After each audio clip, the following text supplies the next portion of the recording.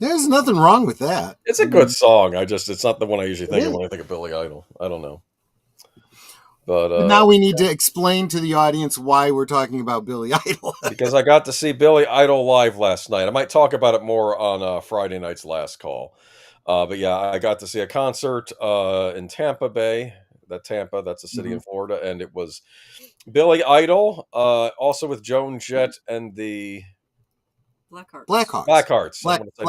Blackhearts, yeah. Blackhawks is a hockey team here, yeah. Yes, so I got to, and it was good. And good. I'm trying to see. Hold on, I'm not caught up. Oh, now I'm caught up on YouTube. Welcome everybody, the Geeky Geezers. I'm your host, Aged Boomer. This is my co-host, Pacelli. Hello. As if you didn't know who we were. I'd like to wish. Maybe you didn't. It's possible. Like to wish all the mothers out there, including our Netter of Netters Network, a happy Mother's Day. Thank you. There you go. DJ Play Nice. What's it saying?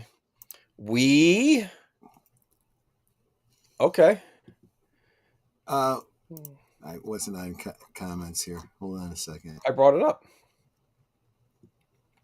I'm assuming this stuff is showing up. Anyway, there we go. Sorry, I could bring these up. There we go. Yes.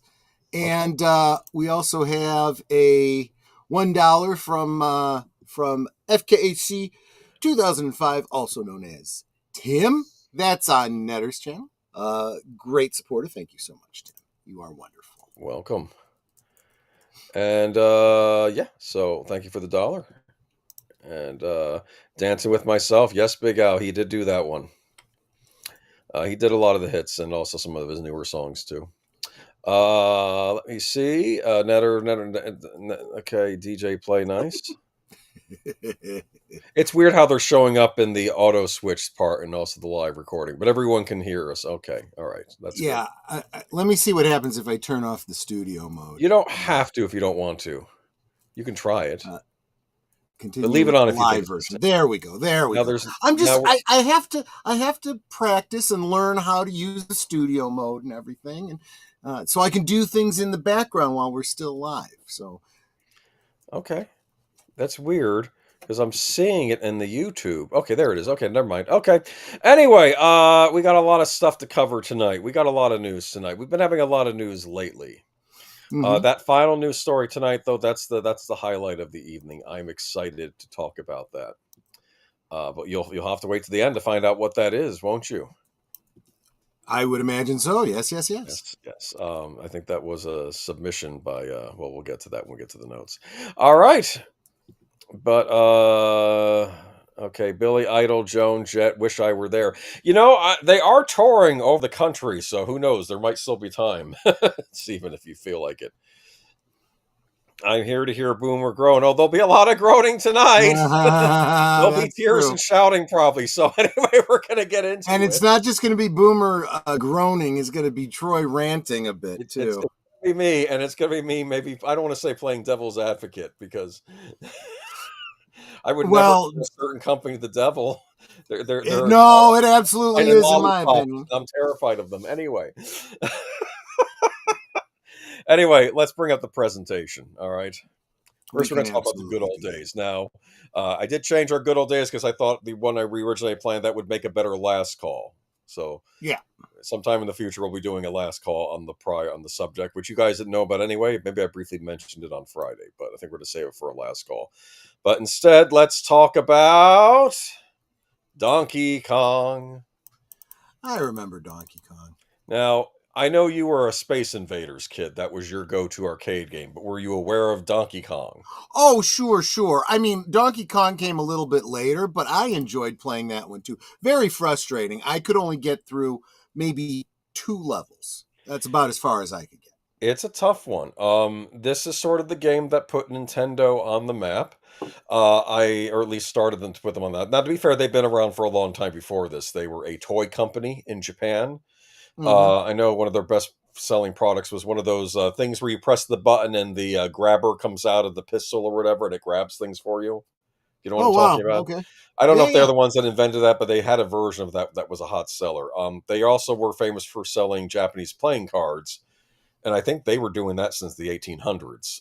So, company Sure. run by the Yamaichi family. I'm not sure if they're still running things or not. I know they were running things for a while. Never did Nintendo, but surely you've heard of Donkey Kong the arcade game, which is what we're talking about right now. The early arcades, they were something else. Depending on which movie we're going to cover for the Monday Night at the Movies birthday stream, we might see more of those arcade games. But I played this, yeah. So yeah, this is what's the plot? Our main character, Jumpman, who I believe later became known as Mario, correct? Correct. Is fighting a big ape creature, perhaps a gorilla, named Donkey Kong. I had heard, and I don't know if this is true, that the reason they came up with the name donkey was because someone over in Japan looked up a synonym for the English word stubborn and saw the word donkey. Yeah, I can see that. That makes sense. Sure, that would be a reasonable synonym. Sure. Universal Studios did not like the fact that this looked like King Kong with a Fay Ray style lady up top, and they went to sue Nintendo. They had settled out of court. Interesting. Yeah, of It's course. always about rights and people fighting over rights. Anyway, Apes, King Kong, and the Kidnapped Blonde. Yes, the blonde's name in this game is Pauline. Yeah.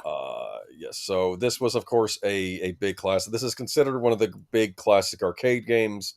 There were several on that list. I believe others included Pac-Man, Ms. Pac-Man, I believe Missile Command, Centipede, or others. Yeah. In fact, we'll get to a documentary in a minute, though. That's what the actual arcade machine looked like. It does have very iconic sound effects, like with the butta, do-do-do-do. Yeah. Hopefully I don't Not get to mention it starts out with is it Toccata and Fugue in D minor? Yes, it does. I didn't. Exactly. All this time, I didn't realize that's what that is. Mm-hmm. I kept thinking that's the Donkey Kong theme. No, that's not what that is. That's Bach Toccata and Fugue in D minor. Yeah. Apparently King Kong is, but Kong is not. It apparently is why the Monsterverse can only call him Kong. Really? Interesting. Oh, interesting. Very interesting. Oy vey. Okay. Here we go. That's what the actual game looked like. That is really, really iconic. Yes. Although the other thing too is when you the characters, they're basically the same on the cabinet as they are in the graphics, except the girl here is wearing a much more conservative dress, and she's a redhead and not a blonde. Yeah, there's no consistency there. It's funny too, because in the newer, when she finally got introduced in Super Mario Odyssey, a recent game, as Mayor Pauline, she's a brunette. Well, I mean, you can change your hair color. Of course you can. Anyway, here we are. We have Donkey Kong throwing the barrels down. You got to jump over the barrels. There are other things come after you, like I don't want to call them ghosts. They're like living fireballs come after you, and other things in these stages. The lady doesn't need saving. Yeah, the lady don't need no saving. Yeah. Well, yeah, she kind of did. She was not getting out of that one on her own. So what would happen is the barrels would come down the girders. Oh, those girders, the reason that they go back and forth like switchbacks is because after he climbs to the top, he jumps on the top, and each time he jumps, a layer kind of, shifts. So he's got a endless supply of barrels up there, and he's rolling these barrels down. Yep. When they get to the oil drum at the bottom, they catch fire and start coming back up after Mario. Are they in flames now? Yep, that's how. That's where that's why you see the flame down at the bottom there. Yeah. This game is famous for not ever getting proper home console translations. I think one of the better ones. I had it on I think was it Activision that put it out for Atari 2600. It was terrible. Here's the cover. Yeah. Like that cover. She's a blonde again. Oh, so maybe it was. Yep, that's it. That's what I had. Yes. Yep. Look at that, huh? You like that? I mean, the gameplay for this level was, similar. But I think this was... It only had 2 levels. It had this one and... Was it the Remove the Rivets one? Maybe. Interestingly enough, the NES version of Donkey Kong only has 3 levels of the 4 out of the arcade game. I don't know what it is about Donkey Kong that made it hard to bring to consoles. You figure on Nintendo's own console, they could have given us all 4 levels. Right. You know what I'm saying? Exactly. One of the best translations of this was a copy of it that comes with the game Donkey Kong 64 for Nintendo 64. You could unlock it, and Rare redid it in the Nintendo 64 game, which is kind of interesting. Nice. I think ColecoVision, from what I recall, had the best version. Do you remember ColecoVision? I do remember ColecoVision, yes. And there it is there. Wow, look at that. Not bad. Not bad. Admittedly, they put the is it one level shorter or what? Because the monkey is on, or the ape is on. It's like they reverse sides or something. Yeah. Maybe they do that. Maybe they do that. But when the oil drum and where you start is in the same place. That's what I'm saying. Bizarre. I wonder if there's a level, going up that's mixed. Or they mix them up as the further you get. I don't know. But apparently people were very happy with this version. This was a pack-in with the ColecoVision. This was a big deal. We never mentioned the ColecoVision on here before. Maybe we should do that for good old days sometime. But I think that's the cement level. This is the level that keeps not being in all the home. I was just going to say, I never saw that on a home console. No. I only ever played this at the... Well, I never got to this level on the arcade. I watched people play it. I never got to this level myself. This, and for some reason, this isn't in the NES version. It made it into the Game Boy version of the game. I should have brought that up in this thing, but it was made on the Game Boy. The black and white Game Boy, and you play through it, the first 4 levels, it's just like the arcade game. And then it opens up into a whole new expanded game where you have these puzzle levels where you have to grab keys, but it's still keeping a similar aesthetic to the arcade game. So you kind of get the arcade game at the beginning, and then it opens up in this huge world. And Satoru Miyamoto, the guy that created Donkey Kong, Super Mario, and Legend of Zelda, actually redid Donkey Kong for the Game Boy. That was his game. He made it again for the Game Boy. It's neat. It's a neat game. But moving on to let's see here. There was a cartoon series. Yes, there was. I remember that. And how now DK is supposed to partner with studio. Yeah, it's weird, isn't it? Now you have Super Nintendo Land at Universal, yet they sued Nintendo once before. Times change. You start as the villain and live long enough to become the hero, or vice versa. Troy may have some comments on that in a little bit. But anyway, let's move on. I remember the cartoon. Yeah, I want to think this was part of a block where you had the Donkey Kong cartoon. I think there was also a Pac-Man cartoon. There was Pac-Man, yeah. Yeah, and there were some others too. I remember Pac-Man was the biggest arcade game, though, as far as I remember. That was the big one. Yeah. And I don't know what the connective tissue is between the two, but I do know that there was clearly some cross-pollination of ideas, because whereas Pac-Man trying to escape the ghosts, he can eat the little pill or whatever that momentarily turns them vulnerable to you. Yes. They have the same mechanic in Donkey Kong, where Jumpman can grab a hammer, and for a short period of time he can smash the barrels in the flaming barrels. Wow, sounds like maybe Nintendo was lifting a game mechanic. Wait, no. I'm kidding. Wouldn't be surprised. I'm kidding. The thing is, all the games, like if you look at Galaga, is Galaga Space Invaders? There are similarities, but then it goes in its own direction, The other thing to keep in mind with these games is they were very limited on what they could do. You couldn't have anything that wasn't 2-dimensional. And they were really pushing it when they tried to do that. So the more limitations you had, the more they had to be pretty kind of similar. They had to be inventive. But I will say those old arcade games hold up well, because the graphics aren't that bad. They're 8-bit graphics, right. I believe. They're pretty high up there. It was at the same time as the WWE WWF cartoon. Oh, I remember that with Hulk Hogan. I think was a character on there, right? Yes. Donkey Kong cereal. This is probably one of the few sugar sweetened cereals that I actually liked. I did like this one. I don't even remember why I got it, because I wasn't that into Donkey Kong, and it's not like it had tchotchkes in it that I wanted. Because when you're a kid, you try new things. That's what you do when you're a kid. Maybe, and this one I actually kind of liked. Yeah. It's another one of these sweetened corn cereals. I think the cereal shaped like barrels. Yes, it was shaped like barrels. So that's what Exactly. Donkey Kong does. He throws barrels at you. Yeah. And of course, many years later, in the early aughts, there was a documentary made called "The King of Kong: A Fistful of Quarters." Have you seen this? I have not. I You did need not to, know you, this you need existed. to mark this for a movie night or a Monday night at some point in the future, Okay. because this Okay. is, or at least you can put it all, because I know I'm doing a couple with you Sure. anyway. But this is a documentary about Steve Wiebe, who got the highest score in Donkey Kong, but then Billy Mitchell, the Cheated? Pac-Man what?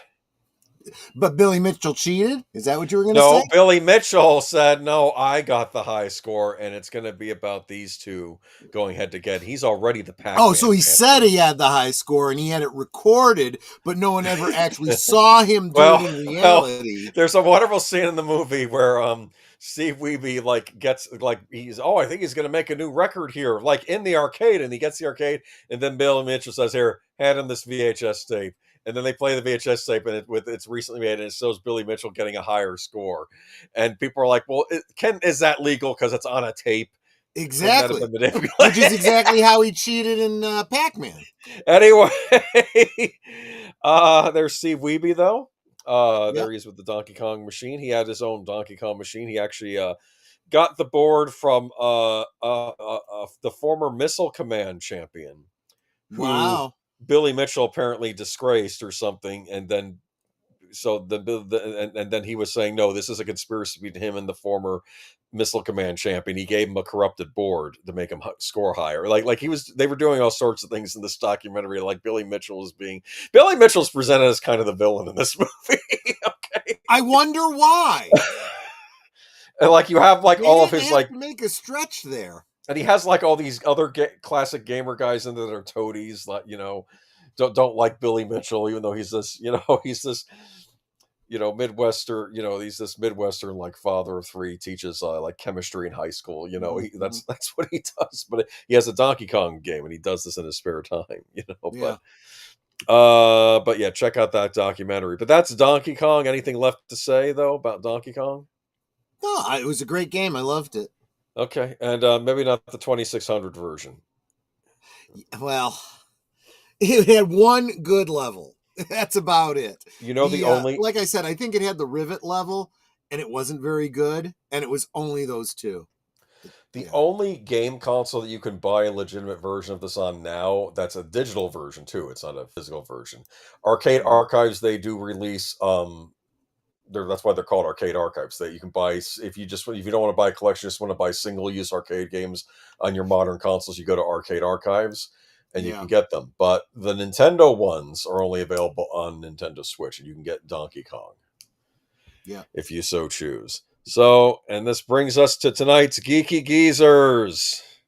The subtitle of tonight's stream should be Nintendo is evil. Hey, the opinions of Mr. Troy Pacelli are mine and mine alone, but they are based on reality. Let's move on here. I don't care. Whoops. Do you want to hear a fun story about the guy that used to run Nintendo back in the Donkey Kong day? His name was Yamaichi, and he had a chain of love motels that was part of his side businesses, and he often claimed, I'm their best customer. You know what a love motel in Japan is? I'm just saying. Yeah. You could rent them by the 15 minutes or the hour or something. I get it. And of course he said this, and I think his wife heard it too. This is not good. Anyway, I got a lot of great Nintendo stories from over the years. That's why, well, here we have the first one. This is from Fandom Pulse, but it is showing up in other outlets too, such as Nintendo Life also posted it. But Nintendo of America has a new president. I believe this is the man that replaced Reggie Fils-Aimé. I was always a big fan of Reggie Fils-Aimé. He had a good sense of humor. But Reggie Fils-Aimé was famous for saying, when somebody asks him, why doesn't Nintendo get involved with messaging in their games? He says, oh, we're just about fun. We're not about politics here. That's basically what he said. Now we have Doug Bowser. He's a former EA employee. I think he used to be a head of Electronic Arts, or he was up in Electronic Arts. You know that company? Mm-hmm. Okay, I've heard of them. Yeah, yes. So Doug they're Bowser. also evil, by the way. Okay, I'm not into labeling here. Anyway, Doug Bowser, the president of Nintendo of America, made it clear that the company will not be eschewing its DEI policies as President Donald Trump and his administration have begun to work to remove it from the corporate world. This is from Fandom Pulse. I'm just reading. I'm not saying these are my opinions. In an interview with Brazilian website Folha de Sao Paulo, and translated via Deep L, Bowser was asked, Trump has been pushing for American companies to cut their diversity policies. Has Nintendo changed anything? He responded, we always want to attract the best talent we can and retain that talent. We also believe that it's important for those talents to be diverse from the point of view of their backgrounds, their experiences, and their understandings because our players are diverse. So we strive to have a diversity that reflects our players and our organization. This is something that has been in place for years.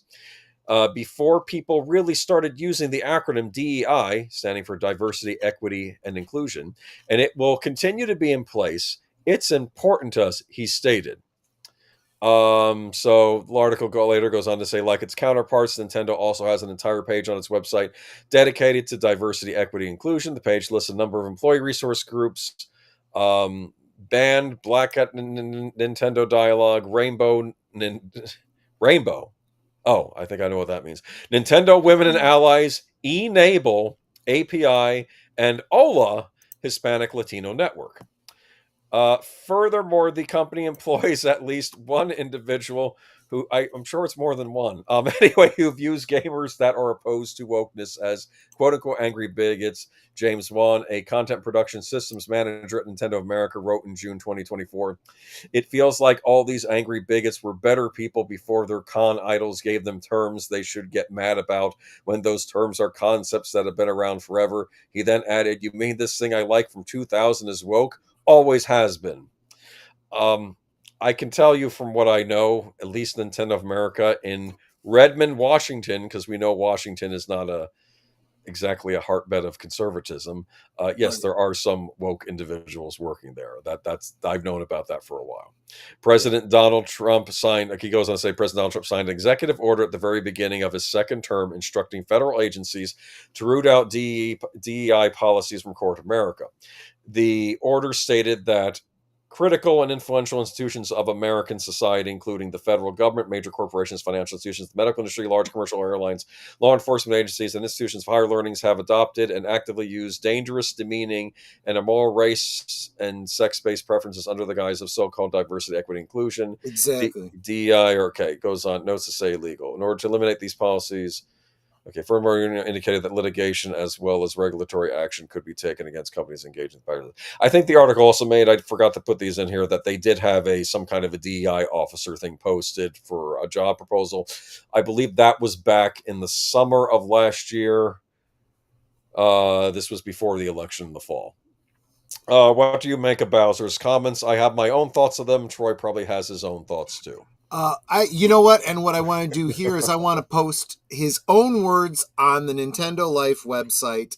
Here's another reference. It basically covers the same ground, but I want you to know that we're not covering any of this out of context. No. Now, Nintendo Life is not owned by Nintendo, but they are, if I were to describe them politically, they would be center left. Like they're usually in the center, but if push comes to shove, they may throw out a leftist thing once in a while. But that commentary about the current administration's stand on DEI is 100% correct. It is not in any way, shape, or form actual diversity, inclusion, and whatever the hell they want to call it. It is specifically making decisions based on race. That is illegal. There is a reason that is illegal, because it is unfair. Yes. That was progressive back in the day. Okay. If you want to revert and go back to Jim Crow laws, by all means, make that argument. But that's exactly what woke is. So my thoughts on this is, though, Doug Bowser is playing a little fast and loose with language here. I think he's saying Nintendo's always been about diversity and all this stuff, and we are always about diversity. Part of me wonders if you go inside the company, actually look for DI policies, if there actually are any in place. I'm not saying there aren't any, and I'm not saying that Nintendo couldn't have made a push to the left like over the last year or so, but I don't know. He doesn't say specifically they have DEA policy. He says we've always been about diversity before there was a name given to it. Now, there is that thing on the actual website with all this stuff, so I can't deny Now, that that's there. now But part of I me do wonders want if this is either lip surface to the left or maybe they really have changed. I don't know. Go ahead. I do want to point out, I first want to welcome influencer is not an occupation. I agree with you 100%. And I also agree with your comment, F Nintendo. But hold on to that thought, influencer, because there's more. We'll get there. Okay. We will. Now I need Darth to... Plato says they were taught that these DEI ideas will improve race relations, and they eat this stuff up. So they're falling back on their programming. I like the fact that you called it on their programming, because if you go back to they were taught that these DEI ideas will improve race relations, you have to shut your brain off to believe that. You have to accept it as a computer accepts programming, right? The computer never says, no, that you know, I don't like that. That doesn't make sense. It does whatever it can with what you give it without question. And that's how these people are. They shut off their brains and they go, I do what they say. I do what they say. And I say what they say. And I believe what they tell me to believe. I have no, I have to double down and make on making a better world. Yeah. And it's not, because you can see it in real time. You don't have to think too hard to see that race relations were actually getting really, really good in the 80s and early 90s. And then we decided we want to fight all these same battles over again. Remember, the people that are pushing DEI are telling them that it will improve race relations, when in reality they know it will divide us because they are Marxists. Marxists want to divide us, and they're doing a brilliant job of My point I'm trying to make is this too, is that I just don't know what Nintendo is up to right now. Now, it is possible that there are changes going on at the company right now. Like I said, they have a new head of Japan and a new head of the U.S. branch. If they are indeed violating law policies, I believe that there could be an investigation into these things, and we'll find out for a case. I also think that Doug Bowser could just be trying to placate certain individuals, and they don't really have a policy in place. I don't know. That's my point. They do have wokesters working over there. Sometimes the stuff slips into localizations of their games from Japan, because remember, this is a Japanese company at the end of the day. Yep. But sometimes they might slip something into a localization. When that happens, I do not buy the game. We're living in an age of compromise, unfortunately. But speaking of this Japanese company, let's talk about. Well, now we can go directly to Japan itself. Let's talk about how they are weaponizing copyright law to destroy a smaller company. Yes. And okay. You know, as influencer said, F Nintendo. Let's go.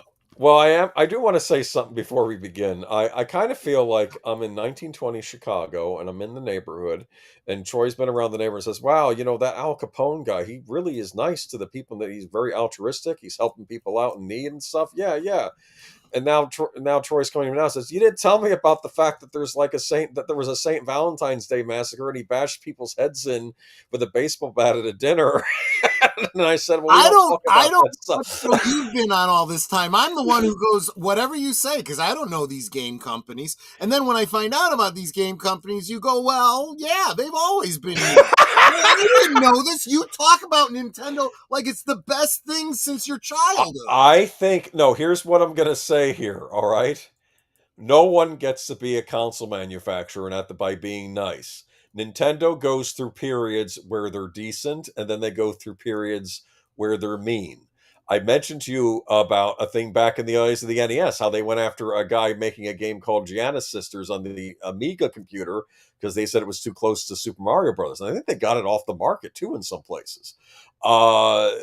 these See, are the this is same. what I'm talking about. Again, these evil, huge companies Yes. who really don't have a legal case when they're Okay. pulling these IP civil cases, but the average smaller company doesn't have the money to go up against them. It really is a racket. It is. It's evil. Anyway. It absolutely Okay. is.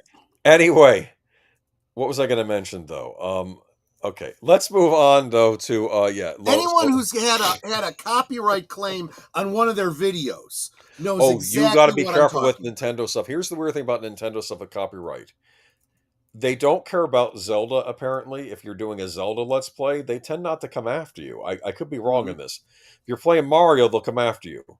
Don't ask me why. One is okay and the other isn't. They're both Nintendo things. It's weird the stuff Nintendo gets angry about and the stuff they let go. I never quite understand it. But apparently Pokemon is one of these things they will not let go. Okay, Doug Bowser. Oh, sorry, no. Nintendo is trying to kill Pal World, and they're not even hiding it anymore. Yeah, this is from Smash JT. This is an opinion piece of Smash JT. You can decide if you want to agree with it or not. Nintendo's legal warpath plows on. I mean, at this point, Nintendo seems much more focused on litigation than video games, but such is life when you get this massive, I suppose. Not just on copyright infringement, but on innovation itself. We have some movement from a lawsuit against the developer of Pocket Pair game Pal World that makes it abundantly clear to everyone this isn't just about protecting Pikachu's precious image. If I could change the thing. There's the precious image. You like that? I guess this is I an used unprecious to. image. Anyway. Yeah, that's more like it actually. Okay. Not just okay, so Game Pal World makes it clear this is just about protecting Pikachu's precious image. It's about crushing any competition whatsoever that dares to play in the same sandbox. The fallout from all this will send ripples throughout the entire video game industry. That's true. If they succeed in this will send ripples. Mhm. Power World's developer Pocket Pair announced on X below that they've been forced to make disappointing changes to the game, not because players asked for it, not because the mechanics didn't work, but because Nintendo and the Pokemon Company are strong arming them through the courts. I need to maybe explain to you Nintendo and the Pokemon Company. I believe this is how the Pokemon Company works. I do not believe Nintendo owns the Pokemon Company outright, but they own a controlling interest in it. And they get game exclusivity on their consoles. So you don't usually see Pokemon and things that Nintendo won't allow Pokemon to be, but I don't believe they own it outright, but they own a lot of the share. I think they own a lot of the shares in the company. For instance, I think they don't have a lot of control over the cards. Remember the cards that were very popular, they're Pokemon cards. Yeah. Okay. But don't quote me on any of that. So where did I leave off? Because I was trying to explain. Nintendo and the Pokemon Company are strong arming them through the courts. Summoning pals via throwable spheres. Nope. Gone. Gliding with pals. Haha. Those two have been So they nerfed. literally are trying to copyright throwing a ball. Well, they're throwing spheres. Because if they were throwing a ball, that sounds a lot like a Pokeball. I don't know. I'm sorry you're going to get mad. They're trying to copyright throwing a ball. There is no way. That is like trying to copyright wearing a cape. These aren't just Warner Brothers. Don't give Warner Brothers ideas. DC, no, they've already fought that fight. DC Comics, well, National Comics at the time, already fought that fight and lost. Didn't they fight Captain Marvel back in the day? Yes, it was Fawcett Comics. Fawcett Comics, I remember. Those aren't just tweaks. They're direct hits against what made Pal World unique, fun, and I mean, let's be honest, more interesting than the last few mainline Pokemon games together combined. Let's call this what it is. Nintendo's trying to kill Pal World before it can turn into something much bigger, which is saying something because many could argue it's already a massive phenomenon. Since launch, Pal World has captured attention worldwide for being what many called Pokemon with guns, with a bold, chaotic alternative to the stale formula Nintendo has stuck to for decades. Oh, and rather than up their game or embrace competition, Nintendo, of course, chose to go nuclear. They filed a lawsuit in Japan claiming Pal World infringes on 3 of their patents. These same patents, mind you, that Pocket Pair are now challenging for being illegitimate, citing games like Craftopia and others that use similar mechanics long before Nintendo locked them up. Curious.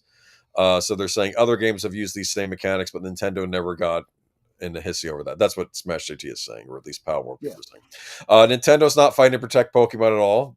Let's be real. They're fighting to eliminate threats, just like they've done with fan games, ROM hacks, and emulators for years. Now they're turning that same scorched earth playbook on a commercial competitor. As much as I love many Nintendo IPs and games of the years, this is a double-edged sword that threatens true organic growth and expansion of the video game industry. Pocket Pair's latest statement was measured and extremely respectful, maybe even too respectful. They apologized to fans. They spoke of compromise and concern, but make no mistake, this is a company under attack from all sides by Nintendo's ninjas. A creative team being forced to gut core features of their game just to survive, and for what? Because Nintendo thinks its own concepts of throwing a ball to summon a creature. Nah, this is a bridge too far for me. Well, it's not a bridge too far for Smash JT, not for, I guess, whoever's Nintendo's lawyers, I assume. The irony is Power World's popularity didn't come from cloning Pokemon. It came from doing what Nintendo hasn't had the guts to do, ironically, in years, evolve. They never added challenge, no new creativity or variety. Power World took inspiration like every good game does, but built something new, edgy and wildly successful, something gamers actually wanted without sealing their IP. Nintendo saw the success and panicked, so now they're trying to sue Power World in mediocrity, strip it of its fun, dismantle its identity, and ultimately discourage any other indie studio in the future from ever trying something similar again. Sounds fun, right? But here's the kicker. Despite the legal attacks, Pocket Pair isn't backing down. They're still updating the game, still engaging the community, still pushing forward, and maybe that's what terrifies Nintendo most, the fact that Power World might survive the lawsuit because the sabotage and maybe emerge stronger than ever before. Because Power World can thrive in a world where Nintendo tries to kneecap them, then other developers might start believing they can too. And that's the real threat Nintendo wants to kill, with capital letters for emphasis. That is Smash JT. Shout out to Smash JT. Absolutely. And you seem to be agreeing with him on this. How can you not? I really. How can you not? That's all I can say on that. I don't know though. I'm looking at some of these pictures here. Look, you got the redheaded girl with the Power World sphere. You got this a Pokemon character with a sphere. You got these kids with the hat and the little funny creatures from Power. You got this is from Pokemon. It's literally parody. I mean, this should be an open and shut case. But this is why. Keep in mind why IP law exists. It was supposed to exist to protect the little guy. You develop something, you want to be able to benefit from it.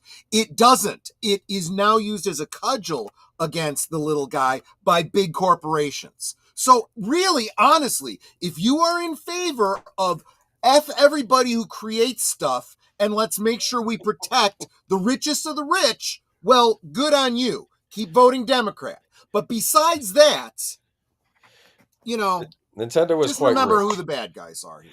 Anyway, Geek Flex says Nintendo owns 33 shares of the Pokemon Company.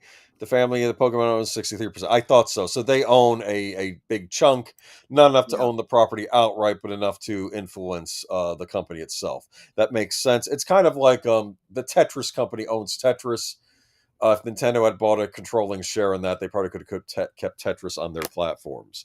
For a while, they had exclusivity on Tetris, but not anymore. Let's see here, though. Yeah. So Nintendo's going after this. This is kind of weird for me because I don't play Pokemon and I don't play Pal World, but I know both are very popular and have their fan bases. Pal World, by the way, is not available on a Nintendo platform. I believe it's Xbox and PlayStation. All right, well, moving. Let's talk about how if they don't like something you're doing, they will brick your computer and brick your console. Brick your console. Yeah, well, it's a computer. I had sent you this article. Yes. Now look, man. But you sent it to me so that you could defend them and tell me that they're totally justified in doing that. I mean, you're the one who made the Al Capone example. That's showing up to your customer. Hey, did you pay your protection money? No, I'm going to smash everything in your store. Then can I speak? Let me explain. Yeah, go ahead. throughout Nintendo. Go ahead and shill for them. Go ahead. I'm not shilling for anyone. Let me explain something to you. When did I buy a Nintendo Switch? Not until 3.5 years when it was out. I bought a PlayStation 4 and Xbox before I bought a Switch of the last gen consoles. Nintendo has done plenty of stuff to piss me off in the past, and plenty of people I've been around, oh, we're never buying Nintendo again, yet people end up buying Nintendo again. This always happens, because what happens is they calm down, they become nicer, they get off this crap, and they become better. In the days of the original NES, and just like the people that take the milk out of the refrigerator and find it all chunky and go, oh, you know what? Let me just put it back and it'll be better tomorrow. Cheers. Well, yeah, I should really stick with Microsoft on the Xbox, where they want you to own nothing and be happy, because that's their plan. And Sony is woke central with their stuff, like their new game. Oh, don't worry, we'll get to Apple in just a moment. Okay. Anyway, my point is, they're all bad. And I was very hesitant, and I'm not planning on getting a Switch 2 anytime soon, if ever, because frankly, I think the hardware is bad. It doesn't look good to me. I don't like this whole game key card thing. I don't like the fact that it's weirdly not backwards compatible. Don't like the fact that it's $500. I'm not paying that for a Nintendo console. It's not happening. Anyway. But I'm just trying. Thank you so much, Ruby. Who you. She dropped 5. Well, I didn't mention it because you were on a roll earlier, but she did drop a gift. Well, thank earlier, you. Thank you for so which much. I'm absolutely thanking her. But she's now dropping a $5 super chat to say Happy Mother's Day to all the mothers out there, and I'm assuming to everyone, because you all have mothers. Or, yes, you know, I assume we all do have a mother. Well, I mean, unless, you consider your mother a father now, because now men can have babies, they say. I don't know. Well, apparently Ellie on the fathers are kind of like mothers. Yeah, they kind of do have to pull double duty. That's true. So happy Mother's Day to all the single fathers out there. That's a good point. That's a great point. Well, but of course they do have Father's Day too. There you go. Yes, but they're playing double duty. That's true. All right. Anyway, also grandmothers count. Don't forget the grandmothers. Okay. Yeah, she's your mother's mother. That's like Mother's Day Inception there. Isn't that character named Bowser? Oh, yes. Here's an ironic thing. The president of Nintendo of America is named Bowser. Also, another person I'm going to be talking about is also named Bowser. Great. It's very weird. The villain's name. That's perfect. Okay. So here's what's going on. Did I ever tell you that back in the days of the NES, if you were a third party, you're making third party games like your Konami or Capcom, and you go to Nintendo and you say, hey, this is great. I'll bring out games for your system, and I'll bring out games for the Sega. And they'll be like, well, you can do that, but don't expect to bring out any more games on our console. And we're running the show right now. They actually did that. Did you know that? Doesn't surprise me. They wanted a complete monopoly over games. It wasn't until Sega cracked through that they finally had competition with the Genesis. Yeah. And in Japan, it was the PC Engine with NEC. I remember that the president of Namco got furious at Nintendo, the people that made Pac-Man, because I think they were expecting Nintendo to give him a special deal, because they figured, well, we're on par because you're the Donkey Kong people, we're the Pac-Man people, and they didn't, and he got mad. And I think he ended up making a bunch of stuff on Sega consoles. A lot of 16-bit Namco games were actually not on Nintendo consoles; they were on Sega consoles. But anyway, happy Mother's Day on this wonderful occasion. So yeah, this came out recently too. Now, to be fair, I believe if you tampered with your Nintendo Wii and hacked it, I think those could get bricked too back in the day, but I'm not positive. Nintendo has updated its Nintendo of Account agreement with a severe warning against unauthorized use in a bid to prevent emulation and piracy. All those with a Nintendo account will have received an email, including Eurogamer, linking to the updated policy. And as Game File Steven Tutulu spotted, the wording from license for digital products section has been altered. The agreement for UK accounts now states digital products are licensed only for personal, non-commercial use, and that any unauthorized use of a digital product may result in the digital product becoming unusable. Remember, when they say unauthorized, they mean what we deign to allow you to do. Because remember, you will own nothing and be happy.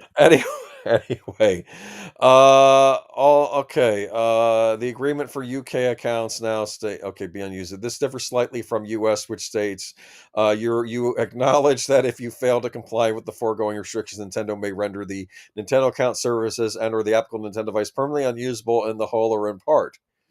Oh, so this is in the United States. For comparison, here's the original wording effective since April 2021.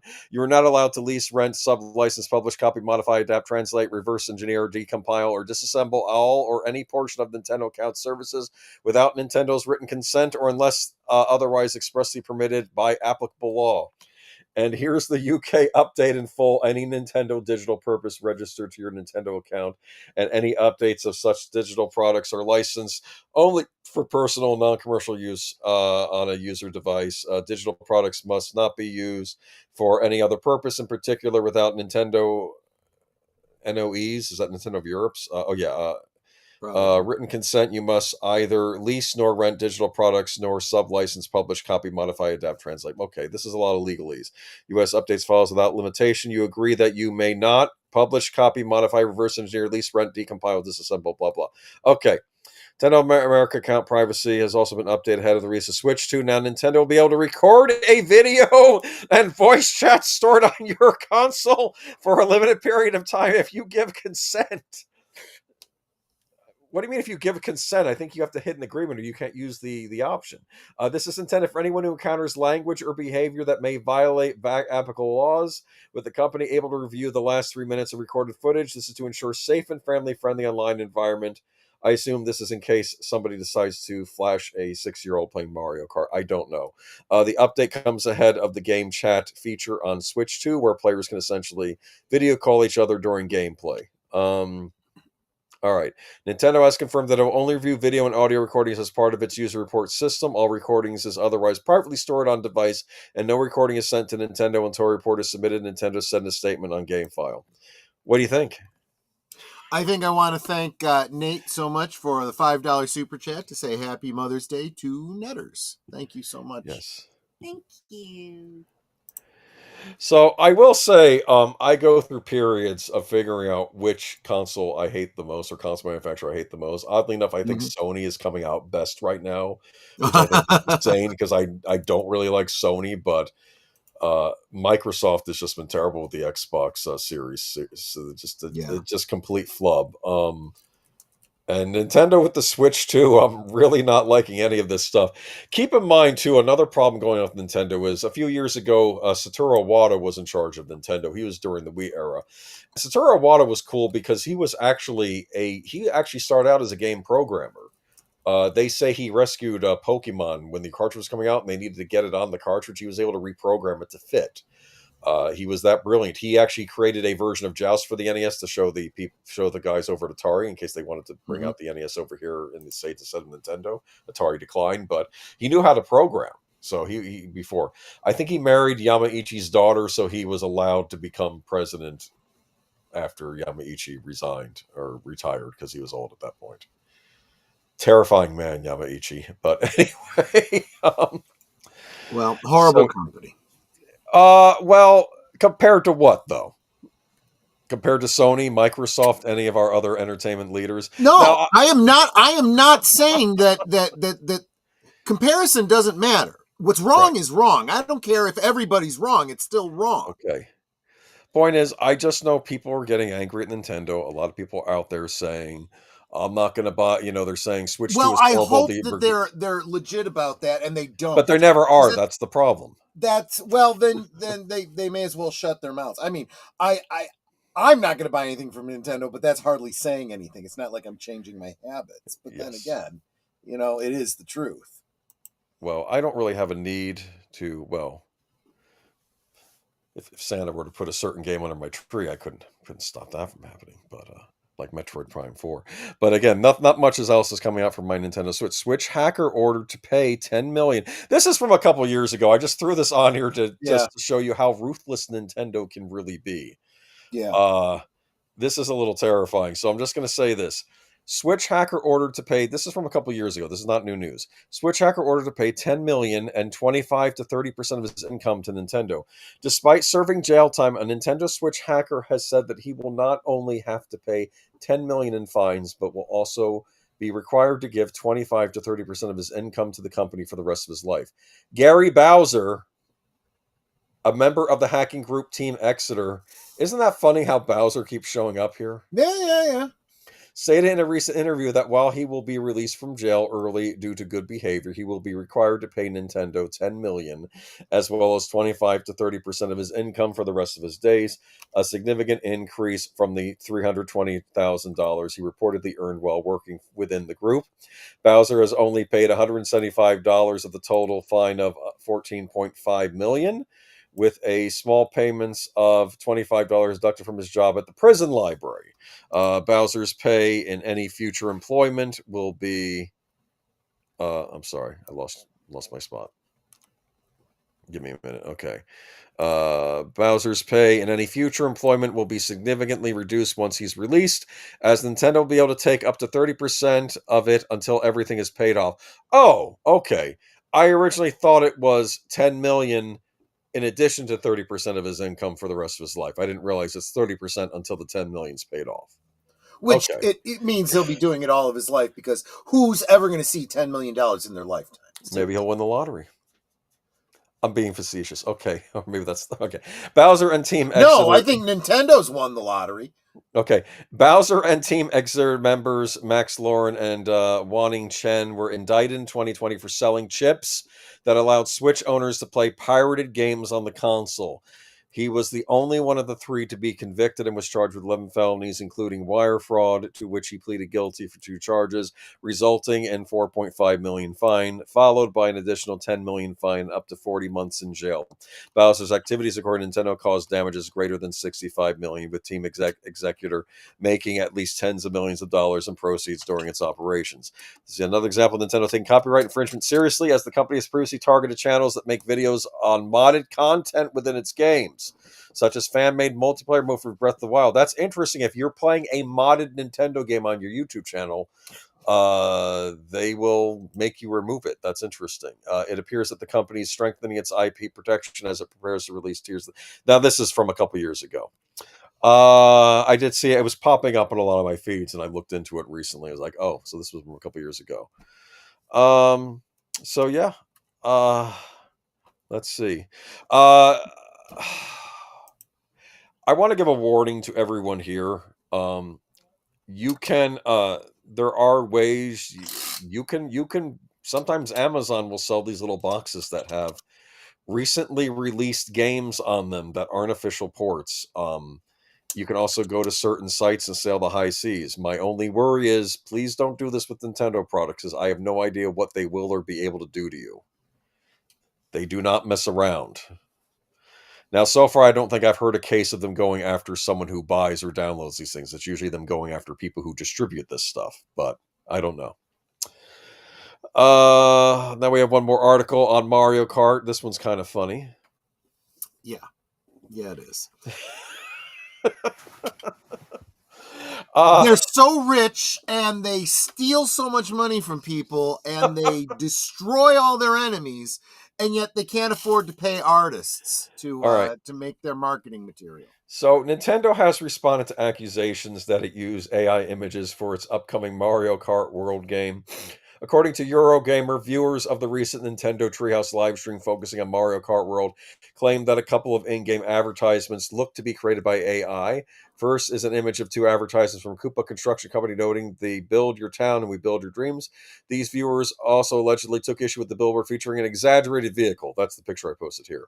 A Nintendo spokesman, not very DEI. Responded to these accusations in a statement to Eurogamer, denying that it features AI-generated images. AI-generated images were not used in the development of Mario Kart World. What do you make of Nintendo's response? Anything?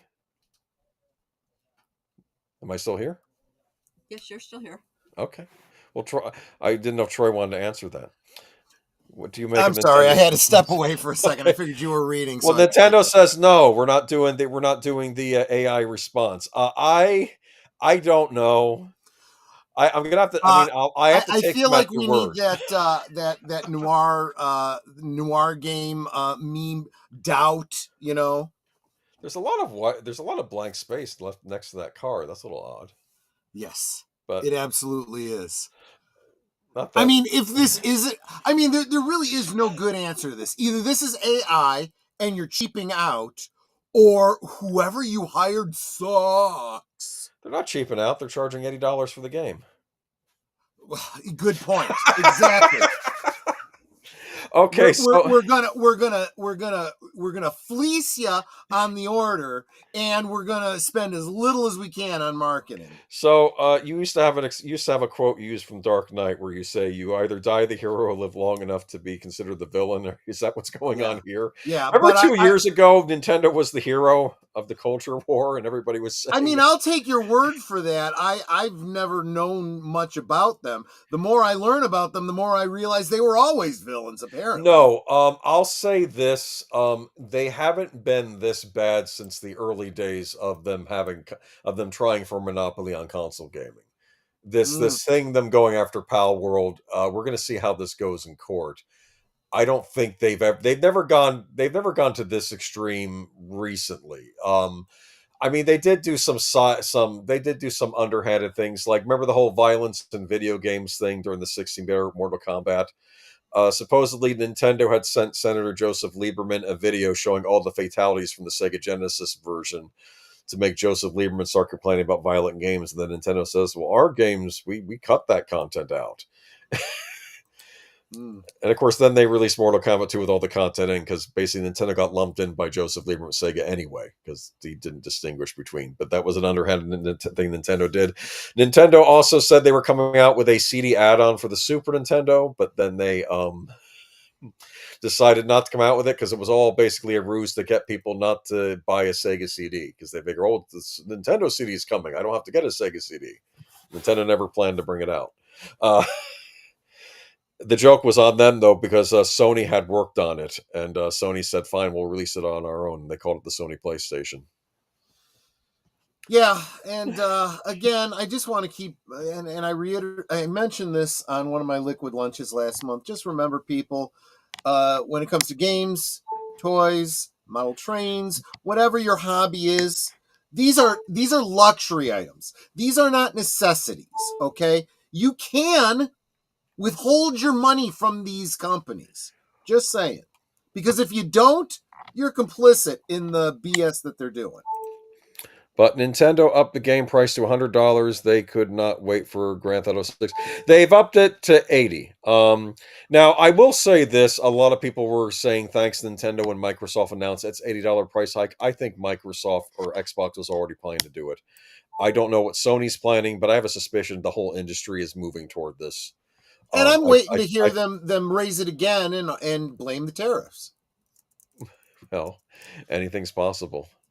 Anyway, but I will say this: Nintendo's not been popular the last month or two. Maybe they should wonder why. Maybe they should look at this bad press and maybe instead of when I do the clips for this week, I am doing this whole Nintendo thing and just calling it Nintendo is evil. But you see, you called me a Nintendo Stan Friday. You have not met Nintendo Stans yet. I forget what they're called. Some people use a derogatory term for them. They're called Nintendo drones. There are people who will fight. That's a good one. I like that. Like when we say Hasbros. Yeah. Yes.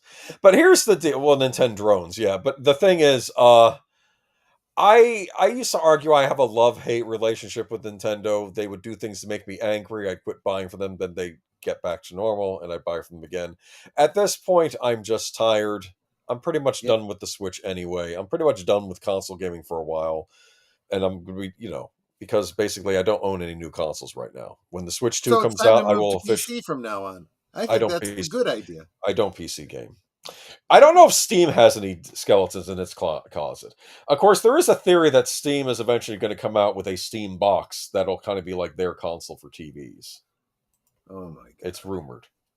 No, it makes sense because they already have a Steam Deck, which is a portable thing you can use, and you can hook that up to your TV.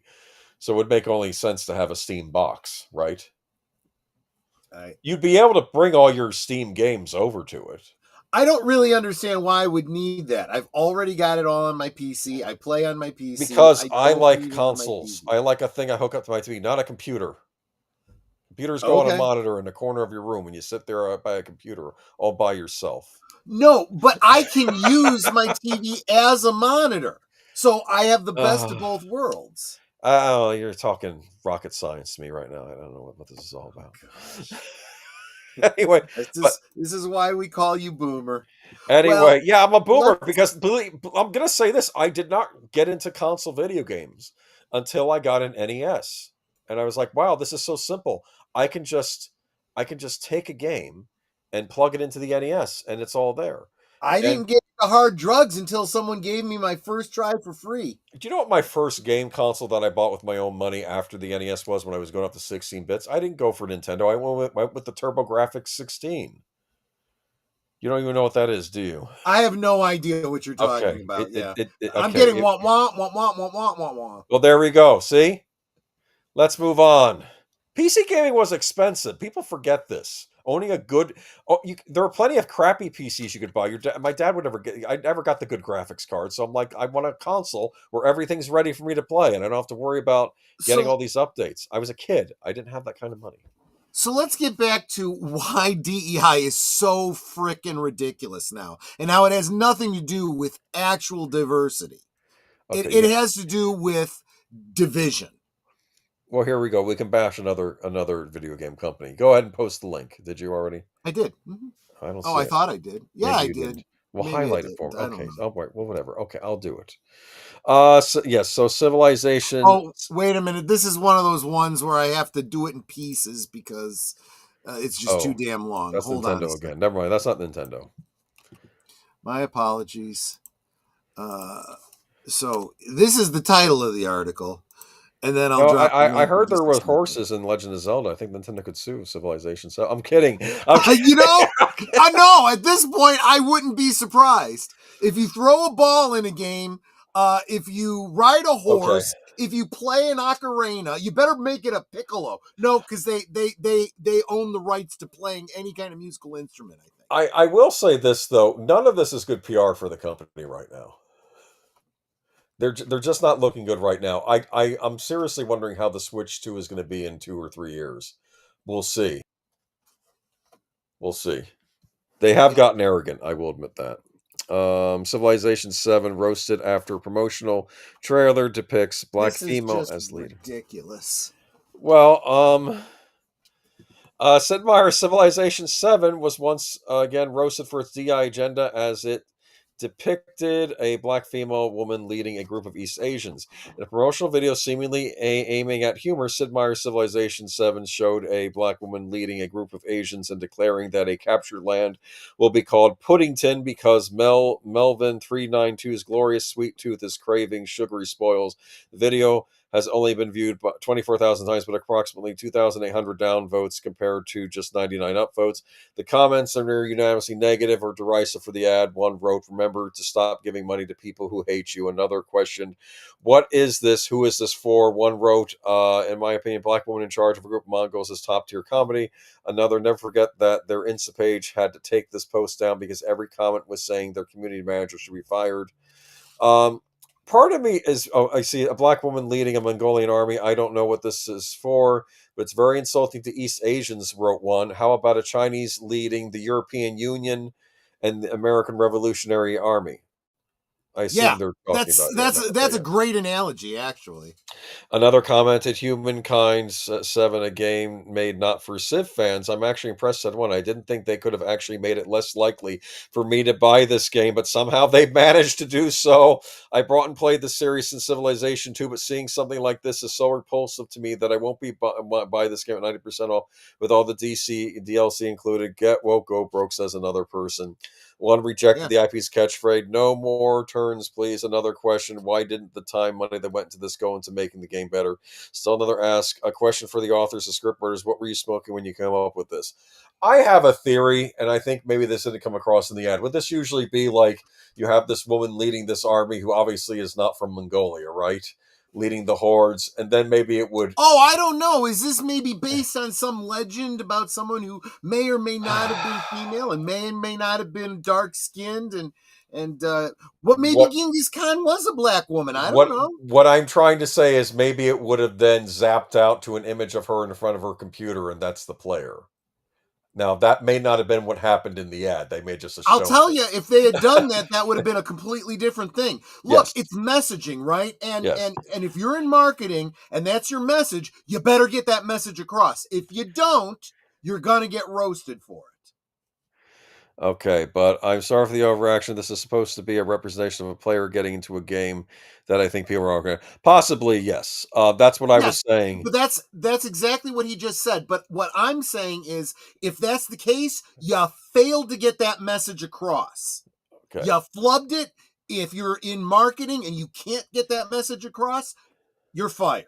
That's the way it should So be. probably what you would do with this ad is you would say, "Well, I'm leading the Mongolian army." Then someone says, "Janice, it's time for dinner" or something, and then she gets up from the computer. Do you understand that? That would have And been you how you also do have that. to Yes. you also Okay. have to keep in mind that, if that was the case and they did this in 1984, it would have made a lot more sense. In the Okay. in the situation that we find ourselves now, people are a little bit raw ever since the what was that game with the Black Samurai? It's like, That was Assassin's Creed Shadows. Yes, but the thing yeah, is, we're tired of this stuff. We see this I stuff and we go, no. what I'm trying to say is, though, I think that was their intent with the ad. It's like, this is a player playing the game. This isn't an actual person, but Well, obviously I say people the took same thing I reaction. say Yes. to J.K. Yes. Rowling when she said her intent was that Dumbledore was gay. You didn't put Okay. it in the book. All right. Anyway, moving on though to the next thing. Does anybody else have anything to say about this? Let's move on but people did get angry. They Yeah, had to shut off. Oh, by the way, that last article came to us from Christoph over at the Vagrancy Horror. Thank you for submitting and that to us. And this one is coming from Mark Melnikoff, the regular contributor. Okay. I think he contributes more articles than I do at this point. All right, let's see if we can get that on here. I got to do it in pieces because they're so long. Huge. Okay. I didn't get around to shortening them. Yeah, this is the new Xbox portable system. People are not happy about this. Let's get into it. That's their opinion, not mine. I'm not buying it, but oh crap, I lost my place again. Maybe you'll want to buy this, huh? Little portable Probably Xbox not, toy? but tell me why I should like this. I don't know. Let's read the article. Okay, so new photo. Now this is a leak. New photos have leaked from the FCC. Appear to confirm that an Xbox branded handheld gaming console is coming soon. Listing shows two versions of Asus ROG Ally 2 handheld, a dark model with a dedicated Xbox labeled button with the top left, and a white version of the same button blacked out. The latter could carry a different function or be removed altogether from the production model, according to the leak and related. So this is a leak. Remember how the Switch 2 leaked? Apparently, Nintendo is suing the people that leaked it right now. But anyway, That's another thing. The model otherwise looks identical, but carry different specs. According to other parts of the listing, both have 7-inch 120 hertz displays. But ROG Ally 2 Xbox version will come with an AMD 8-core 36W Ryzen Z2 Extreme and 64 gigabyte LPDDR5X memory, while the regular model RC73YA will pack in an AMD 4-core 20-watt AMD Aerith Plus chip, memory unknown. Compared to ROG Ally, the ROG Ally 2 has a thicker design with more rounded grips. It also offers a pair of USB-C controllers, along with HDMI and 3.5 millimeter connectors, according to the review. So why would it come with controllers unless this is something you can also hook up to your TV? It is not known yet what the Xbox button will do, but Microsoft is expected to add features like support for the Xbox Game Bar, Play Anywhere functionality, and Game Pass Ultimate. It could go even deeper, possibly launching the Xbox app on Windows, according to video cards. Some peripherals like Backbone One already carry an Xbox button to open up the Xbox guide, showing available games and more. We'll have to wait and see more details, but as Engadget's Sam Rutherford put it, the case for an Xbox handheld seems so obvious, it's kind of surprising Microsoft didn't announce one years ago. So I don't have a comment on this, actually, because it's not official yet. We don't know. I don't fully know what this thing can do. The handheld looks, in my opinion, like a piece of crap. Okay, well, don't hold back, Curtis Selby.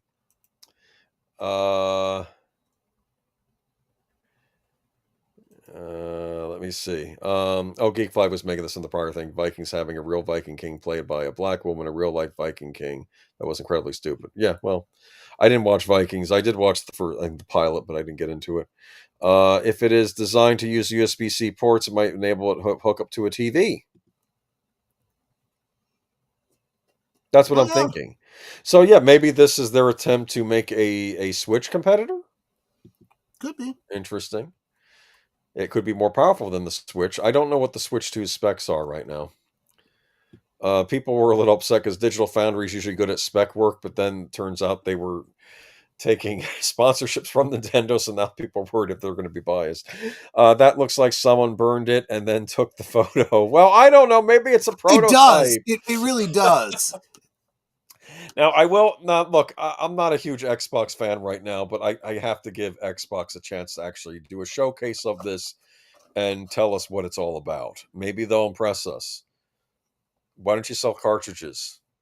Let me buy physical media. That's all I want. Not game key cards like Switch 2 has. Yeah, they don't want you to have anything physical. They want to have their hand in your pocket at all times. And if you allow it, you just sell yourself into slavery. That's fine. So now back over to Apple. Yes, let's get into this one. Let's talk. I didn't actually end up attacking Microsoft tonight. Okay. Let's talk antitrust law and maybe the law kind of works the way it should for once. A federal judge ruled that Apple must immediately stop charging commissions on purchases made outside its App Store, dealing a major blow to the tech giant's control over its lucrative app ecosystem. Judge Yvonne Gonzalez-Rogers found that Apple had willfully violated her previous 2021 injunction in the long-running legal battle with Epic Games. Apple's continued attempts to interfere with competition will not be tolerated, wrote Gonzalez-Rogers in her 80-page ruling. The judge also referred the case to U.S. attorneys to review for possible criminal contempt proceedings against both Apple and one of its executives. Epic Games CEO Tim Sweeney celebrated the decision, declaring on social media no fees on web transactions. Game over for the Apple tax. Apple's 15 to 30% junk fees are now just dead here in the United States of America as they are in Europe. Do you think tech platforms should charge commissions on external purchases made by app users? The ruling prohibits Apple from imposing any commission or any fee on purchases that consumers make outside an app and blocks the company from restricting developers' place of links for external purchases. In her decision, Gonzalez-Rogers stated that Apple Vice President of Finance Alex Roman had outright lied under oath about the company's decision to implement a 27% commission on purchases made through web links. This is an injunction, not a negotiation. There are no do-overs once a party willfully disregards a court order, the judge wrote, emphasizing that time is of the essence. Apple responded in a statement, "We strongly disagree with the decision. We will comply with the court's order and we will appeal." Following the ruling, Sweeney announced the Epic's popular game Fortnite would return to the iOS App Store next week after removed in 2020 when the legal battle began. It's a huge victory for developers, Sweeney said. That means all developers can offer both Apple's payment service side by side with their own payment service. Sweeney also extended an olive branch to Apple, stating, Epic puts forth a peace proposal. Apple extends the court's friction-free Apple tax framework worldwide, will return Fortnite to the App Store worldwide and drop current and future litigations on this topic. Basically telling them to back down and we'll do what you're supposed to do and we'll let this go. That's what it sounds like, right? Right. So let me break this down. Okay, this is very sanitized, article trying to be unbiased. Let me be very clear what happened here.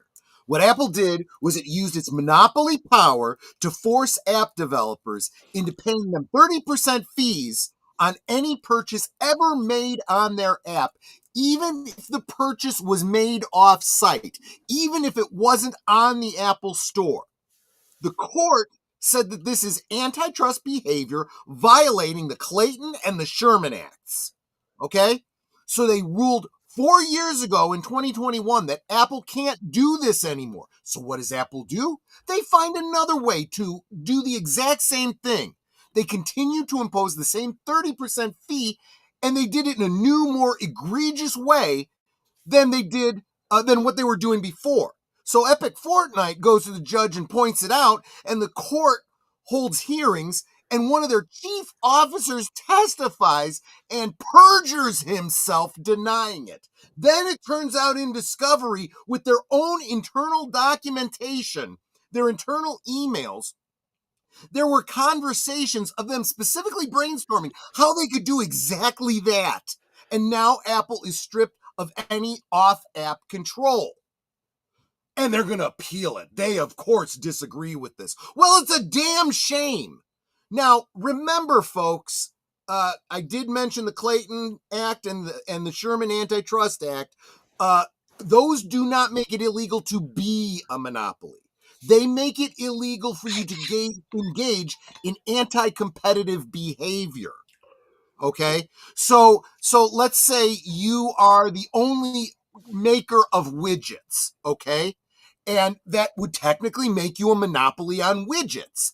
That's not your fault. That's not illegal because there's no one out there besides you making widgets. But if someone comes to the market and says, you know what, I think I want to make widgets. I guess to make widgets, I'm going to have to buy this specific material, in order to make widgets myself, because that's what widgets are made out of. And your company says, nope, we own all of it, and you're not allowed. That is specifically using your monopoly to prevent someone else from breaking into the business. That's anti-competitive behavior, and that's what's specifically illegal. And that's how you get your company busted up. So this could result in criminal charges against Apple.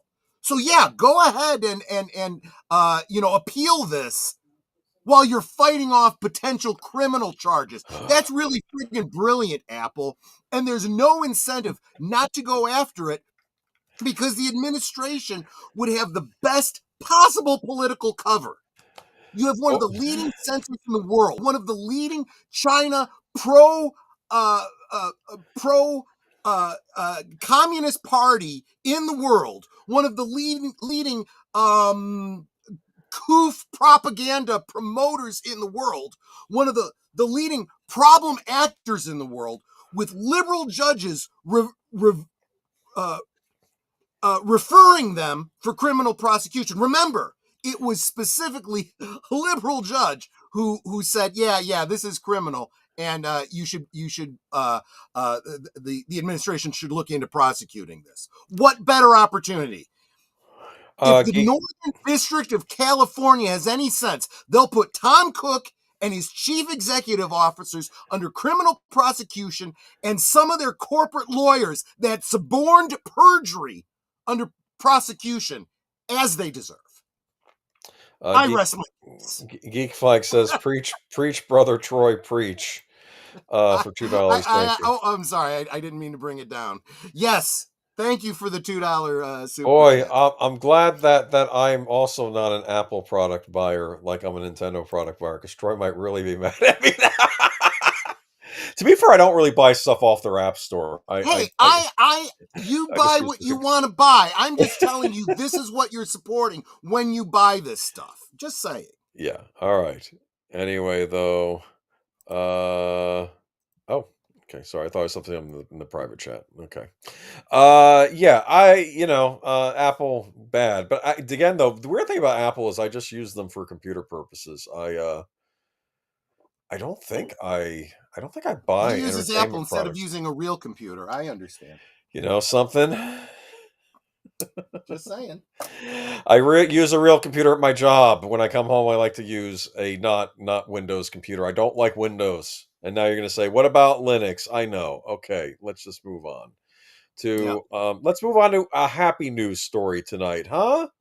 You like happy Mafia, news? the old country. Not this. I don't know Not the how I game. feel about this. It sounds Sicilian to me. I don't know. I'm kind of two minds about this, but let's go. I never asked you. Do you have Sicilian blood in you? I don't know if I ever asked you. I hope not. Okay, you never know. Well, we never know. I think the Italian. I think the Italian side of my family is all Italian. And I know you got Sicilians going. Wait, Sicilian is Italian. I don't know, man. Oh man, You're not part of the booth there. Don't. Let's not. Anyway, it's amazing what we can find out about our own ancestry sometimes, though. But Mafia, the old country, is a folks experience that doesn't require massive time commitments. For 45 euros, that's not American money. $50 in the US. Mafia, the old country, will launch on PC via Steam, PlayStation 5, and Xbox Series XS on August 8th. Publisher 2K has now officially confirmed. This is the release date previously listed on 2K on Steam before it was swiftly removed. So it's nice to know that Grand Theft Auto 6 delayed by fellow Take-Two company Rockstar hasn't changed anything. Oh, sorry. 2K is Take-Two. Okay, or maybe it's not. I don't know. Anyway, in a press release issued today, maybe 2K. Oh, 2K and Rockstar are both owned by Take-Two. Okay, I think that's what that is. Don't quote me on that. I don't know everything. In a press Dude, release, I don't know this stuff. You're the one who's supposed to know this stuff. I know. Look, I actually have all three of the Mafia games, the prior 4 ones. I have those. You just don't know who makes them. No, I don't pay. You know what? I don't have a time to be an expert on every single thing. Okay. In a press release issued today alongside a gameplay trailer below, 2K also revealed a $50 price point for the game. Meanwhile, developer Hangar 13 set expectations that Mafia, the old country, would be a focused linear experience. In other words, relatively short and easily digestible alongside players' usual live service diet. Mafia, the old country gameplay trailer. You can watch it on YouTube. There's a link in the article. We think there's a large audience for compelling stories that don't require massive time commitments. That's interesting, said 2K president David Ismailer. We're excited to offer the game like Mafia, the old country in our portfolio and to provide a linear, highly polished narrative experience that can easily complement the other more persistent games our players also love and engage with on a more consistent basis. In other words, don't stop playing Grand Theft Auto Online just yet. Okay. Set in Sicily, the aforementioned old country back in the 1900s, the latest entry in the Mafia series has been angled as something of a return to the franchise's roots after the more modern era open world Mafia 3. First announced last year at Gamescom 2024, it's the next entry in the series from Mafia 3 and Mafia Definitive Edition Studio Hangar 13, and the first to make use of Unreal Engine 5. I watched the trailer. This looked rather neat. So it's almost like, remember Godfather Part 2, where never mind. I don't know. It's basically it's the Mafia in Italy at this time around instead of the Mafia in the United States, which is what the other games were. And those games, I don't know about Mafia 3. I know I think the first couple were period pieces, like in the 1940s, 1950s, kind of like Godfather, but like in a video game form. Do you understand? And this one, in fact, I think the original Mafia game, you could collect issues of Playboy magazine as freebies. I don't know if they were full issues or not, but it was kind of a neat thing they had in the game. But they would have been issues from that era. Yeah. You did mention that they're using Unreal Engine 5, so that means all the women will have man faces and no breasts. Okay. I think this game looks like a good artistic experience from the trailer. See, here you go, all already being negative on this. I think this is going to be a treat. I'm not saying anything against the game itself. I'm just saying they chose to use a tool that we already know has programmed in uglifying women. Are you sure that that's in the engine, or is that just a... There have been a number of developers who have said we have tried and the stock basic stuff is this, and it requires a great Really? I deal of think we work. did an article Yeah. on that. I don't think Yes, we did. okay, Mhm. wow. Okay. Well, I hope that that's not the case with And this I'm game. not saying that. So let me be very clear. I am taking a shot at the people behind Unreal Engine. I am not taking a shot at this company that's putting out Mafia, because you got to use the tools you have available to you. Ah. You know. Mafia is in is Sicily. Italy is in the Camorra. Okay, fair enough. I would imagine Troy would know more about this than I, right? I don't know. Maybe I not. know nothing. I don't know nothing. I don't say nothing. It's like you're too afraid to say something. It's like It's not fear. It's respect. It's respect. yeah. It's like Nintendo. I have no respect for Nintendo. Well, I said you should have fear for Nintendo. That is very interesting. I have no respect for Nintendo, but I respect the Mafia. Well, Go you should figure. fear. I don't know, man. In other words, I'm saying that in my opinion, the Mafia is better than Nintendo. Well, anyway, I think this game looks compelling, but we're missing the whole point of this article, though. In here, Good. Let the FBI listen. Go after Nintendo, please. well, if they are violating hiring practices, then they can go after them that way, and I welcome them do that. If Nintendo America is in fact doing that, which I'm not convinced they are, but they might be. Maybe they change the policy, then go after them. What was I going to say though about I don't think my Nintendo Switch is listening to you right now, right? I see smoke coming out of it. What's going on here? Wait. They bricked it. Okay. Anyway, the important thing about this article is this, and I don't know if I read the whole in it, is that it's $49.99 for the base game. If you want with special like DLC, like extra costumes and stuff, or maybe a special vehicle, it's another $10, $59.99. Which I'm sure if you want to buy it at $49.99 and get the DLC later for $9.99, you can do that too. This is what it's telling me. This article is telling me. This is telling me that there is a company out there that is a little worried about $80 becoming the norm. Yeah. They're still trying to keep things. Look, you can just buy our game for $49.99. You get a full experience. It's not going to be a massive open world like Grand Theft Auto, but it's going to be a fun narrative-driven game where you get to go to the old country. And it's kind of neat about this trailer is you have people driving in old-fashioned cars, but also because it's the old country Sicily, people are still doing horses and carriages too. Sure. So this is a tried and true business model. When the prices are all going up and you look and you go, I don't have to do that. You keep your prices low and continue to provide a good product, and people will start gravitating to you. Yes. This is not, a big shock. It shouldn't be a shock to anybody. You don't have to get into high level economic theory to understand this. It's just cause and effect. I charge less. People will be more willing to try my product.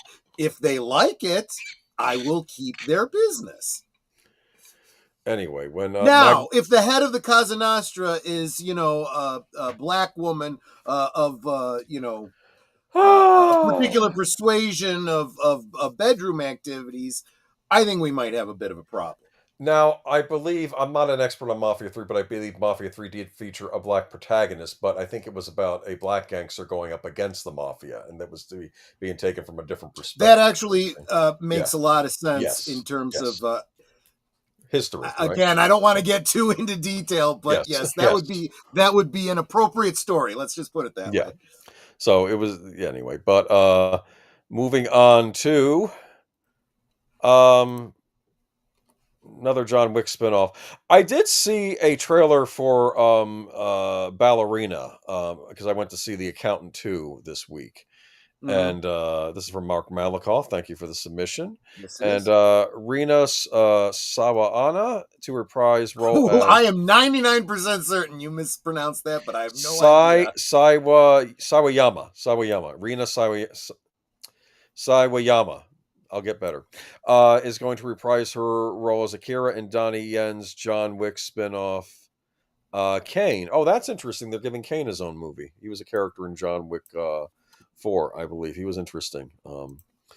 That was a very interesting movie because Yeah, you have to catch up on John Wick, dude. But I you do. may not I have to do. watch Ballerina, because I watched the trailer for Ballerina, and Ballerina is in the world of John Wick, and it's about Anna de Armas going on a You thing on had me at Anna revenge. de Armas. We're done. And then they're like, they're gonna send people after you, and they're gonna send him after you, Baba Yaga, and then suddenly John Wick shows up, and he's an antagonist in the movie. Do you understand? Wow. It's like from Yeah. her point of view, and he's an antagonist coming after her Oh, instead of it sure, being sure, from sure. his point of view. That's very interesting. It's Keanu That's Reeves a making great John way Wick. of telling a story because you're so Yeah, invested in him as the hero. yeah, You know, yes. but for him to be the antagonist in the story, that flips the script. That's a good way to subvert expectations. Well, That's it how was you're supposed to do it. the dialogue scene is this. He says, "You've come to kill me," and she asks, and he says, "Not if you stop. I'm not going to stop." And so basically, So and then it then, shows him yeah, I about to guess I am fight. here to kill you. Yeah, I don't know. It looked good. It looked good, and I like Anna de Armas, so I can't even pronounce Wick. That's funny, Darth. What? 94 Well, bunch. because I was making the comment about her name and Darth Plato says, well, I can't even pronounce Wick, so Okay, she was an important character in the movie. I think I just don't remember. Okay, yeah, I think you're right. I got to get caught I up. have to rewatch it. I wonder if okay, there's like a multi-movie pack that I can get. Like there might be how many of them are there now? 4. Okay, so maybe there's a 4-pack out there I can get. Akira is coming back for more John Wick ass kicking. Rina Sawayama, who became a fan favorite as the fearless daughter of Hiroyuki Sanada's Shimazu Koji in John Wick Chapter 4. Oh, he was good too, yeah. Will reprise her role opposite Donnie Yen in the franchise's upcoming spin-off Kane for Lionsgate. First officially unveiled at CinemaCon, Kane is also being directed by Yen and produced by franchise producers Basil Iwanek and Erica Lee. John Wick Chapters 1 through 4 and Ballerina Monkey Man. Monkey Man's a different movie. It's up part of the Ballerina time. Okay, through their Thunder Road shingle and by Chad Stahelski, John Wick Chapter 3 Parabellum Day Shift, and John Wick Chapter 4 produces through his 87 11 Entertainment production banner. Yen will also serve as the executive producer on the project. I think this is going to be good too. I didn't even see the trailer, but I already like this. Rena is such a badass, said Stahelski. I love what she did with this role in Chapter 4, and I can't wait to see her cross paths with Kane once more. So this is going to be about 2 characters from John Wick 4 that...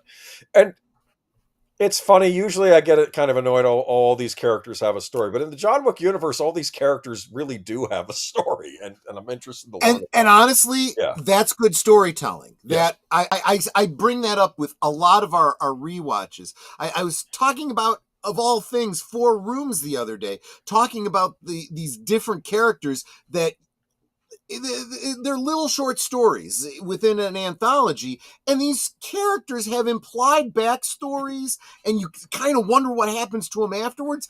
That's good writing. Yeah. The daughter of the manager of Tokyo Continental. I remember. I need to rewatch John Wick 4, but I remember she was important. I've yet Quick, to watch any of the Wick stuff. Oh, I do want to follow up on what Darth Plato had said. I can't pronounce Wick, and then follows up on that to say I keep saying Vic. They made me read a lot of German in schools. Yes, they have ways of making you talk. Yes, I'm sure they're German characters in the John Wick movies too. It's very international in its scope. Oh yeah. But yeah, no, I recommend the John Wick movies. They're a good time. Like I think someone was making an argument with everything going to crap. What are young boys looking to for their entertainment? They probably John Wick. No, he's an assassin, they're but he has going on the internet and looking at things they shouldn't be looking at. That's what they're going to for entertainment.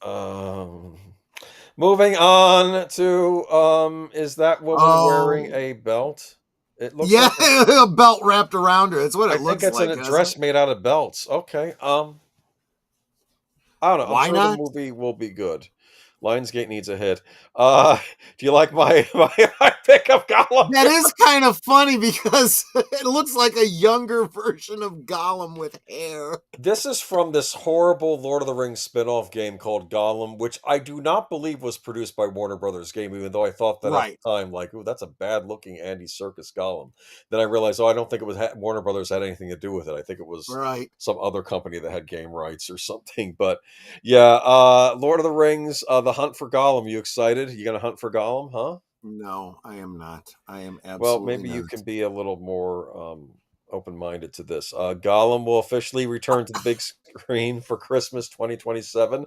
Warner Brothers has announced that Andy Serkis, The Lord of the Rings and The Hunt for Gollum will open in theaters December 17th, 2027. Oh, they're putting money behind this. This will be their big holiday release. The studio has also dated the next Evil Dead movie starring Suhaila Yacoub for July 24th, 2026, and M. Night Shyamalan's Remain for October 23rd, 2026. Jake Gyllenhaal, Phoebe Denever, and Ashley Walters star in Shyamalan's latest. The release date for The Hunt for Gollum is hardly a surprise given all 6 movies in Peter Jackson's Lord of the Rings films and the Hobbit film trilogies open in December ahead of the Christmas holiday. Each trilogy powered $2.9 billion at the worldwide And box I office. would argue there are only 4 films. And if you want to watch The Hobbit, I highly recommend you look into the book edit. It is about half the length of those 3 movies, and it tells just the story of the book. The release date for The Hunt for Gollum is hardly a surprise given all 6. Okay, yeah, sorry. Warner Brothers first announced The Hunt for Gollum last summer, and we reported on that, and it would be ready for theaters in 2026. The film has been delayed a year. Serkis is directing the tentpole and once again starring in the title role, which he has been playing via motion capture since 2002's Lord of the What Rings. exactly is the story supposed to be? It's The Hunt for Gollum. I get that. When do they hunt for Gollum that we haven't already seen? Well, the interesting thing is in the Lord of the Rings book, I remembered that I think the elves or the men or somebody they had managed to capture Gollum because he was stalking about, but then but then he escaped on them. That was a side point in the Lord of the Rings book. So maybe it has to do with that. Any Tolkien Okay. experts in the chat that might know what this could be about, feel free to opine. Original Lord of the Rings trilogy announced filmmaker Peter Jackson's partners Fran Walsh and Phil Boyens are producing the new movie. Warner Brothers stressed when announcing Gollum that the trio will be involved in every step of the way. Boyens told Empire Magazine that The Hunt for Gollum is quite an intense story and that falls after the birthday party at Bilbo and before the Mines of Moria. It's a specific chunk of incredible untold story told through the perspective of its incredible. Okay, so this is the part of the book where I think they had captured him, because this was a thing in the book where they had captured Gollum and they're having that meeting about what to do about the ring at Rivendell, right? Right, And then right. one of the guys says, "Oh, we got bad news. Gollum escaped on us." And it's like they're already having all this other horrible bad news about what Sorman's up to and everything else. And then like some guy says, "Oh yeah, we lost Gollum. We had." And they're like, "What?" It was, and it was kind of funny when I read it in the book because it's like just bad news after bad news at this meeting. Yeah. Boyens told Empire Magazine that the hunt for Gollum is quite an intense. Okay, we already said that. Original Rings cast members like Ian McKellen, Gandalf, Orlando Bloom, Legolas, and Viggo Mortensen and Aragorn have expressed interest in returning for the new film. Should this Wow. make sense for the characters to appear? Although, no, they're not involved in the hunt for Gollum. No. See, I get what they're saying. If it makes sense for them to, if there's like a cameo, like at the beginning and at the end, I could kind of see that. Sure. To be fair, this in the book, it wasn't. You don't see the hunt for Gollum in Lord of the Rings. It's mentioned that he had been captured, but then he got escaped again. Do you understand? So I think Yeah, they so were this is like hunting a for Rogue him. One Yes. type story. They're telling a Yes. story that doesn't need to be told because they're trying to find more content. In fact, that probably explains how Gollum was able to follow Frodo and them, right? Because they had captured him near there, and then he escaped. So I think he was still clinging around, Yeah. stalking Frodo in the shadows, right? Remember when Gandalf said in the Mines of Moria, "Gollum's been following us." Remember? Yeah. Yeah, it's because he had been captured by, I think, the elves, and then he escaped on them. But they didn't mention that in the movie because there wasn't much point. But I guess now we're going to get a book. But a standalone movie? Are we excited for this? I have no strong feelings one way or the other. If I hear that it's good, I'll certainly see it. But right now, I'm not. I'm not. Nerd diverse. Oh, Hunt for Sanity. Okay. Yeah, exactly. Let's see. Did I miss any comments here? Gandalf spent a year searching for Gollum. He leaves after the party and comes back a year later. In the book, Gandalf doesn't come back for 17 years. There you go.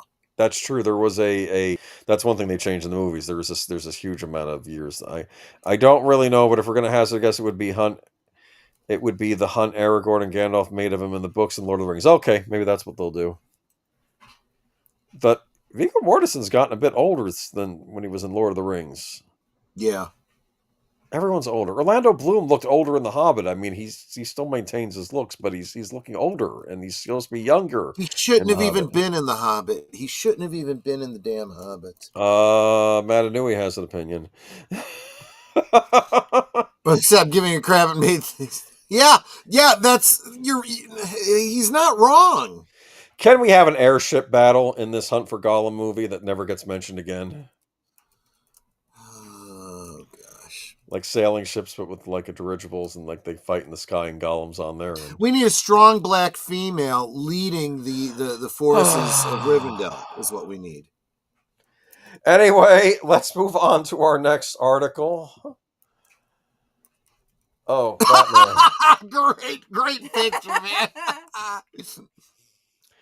The article didn't have. I picked this. You like that? That's just, oh my god! Like sad. That's supposed to be there. Sparkly bats, by the way, but okay. I think it's a take on Christian Bale, but I threw it in there. Yeah. One of the greatest fears about the Batman Part 2 might have manifested. There may be more bad news about the Batman Part 2 and its director. If it's true, it may be the worst yet, and something diehard fans have long feared. The Batman Part 2 has faced multiple delays since its 2022 announcement, so much so that even its current release date of October 2027 looks less feasible with each passing week. An unfinished script and reports of Robert Pattinson joining Dune 3, a movie set to shoot this summer, mere months before the Batman Part 2 is supposed to finish filming schedule, stoked fears among fans that the film would never see the light of day. Matt Reeves' position as director came into question in mid-April following comments from scooper Grace Randolph about the film's delay, stemming from the filmmaker dealing with a personal issue close to the seriousness of a Chadwick Boseman situation.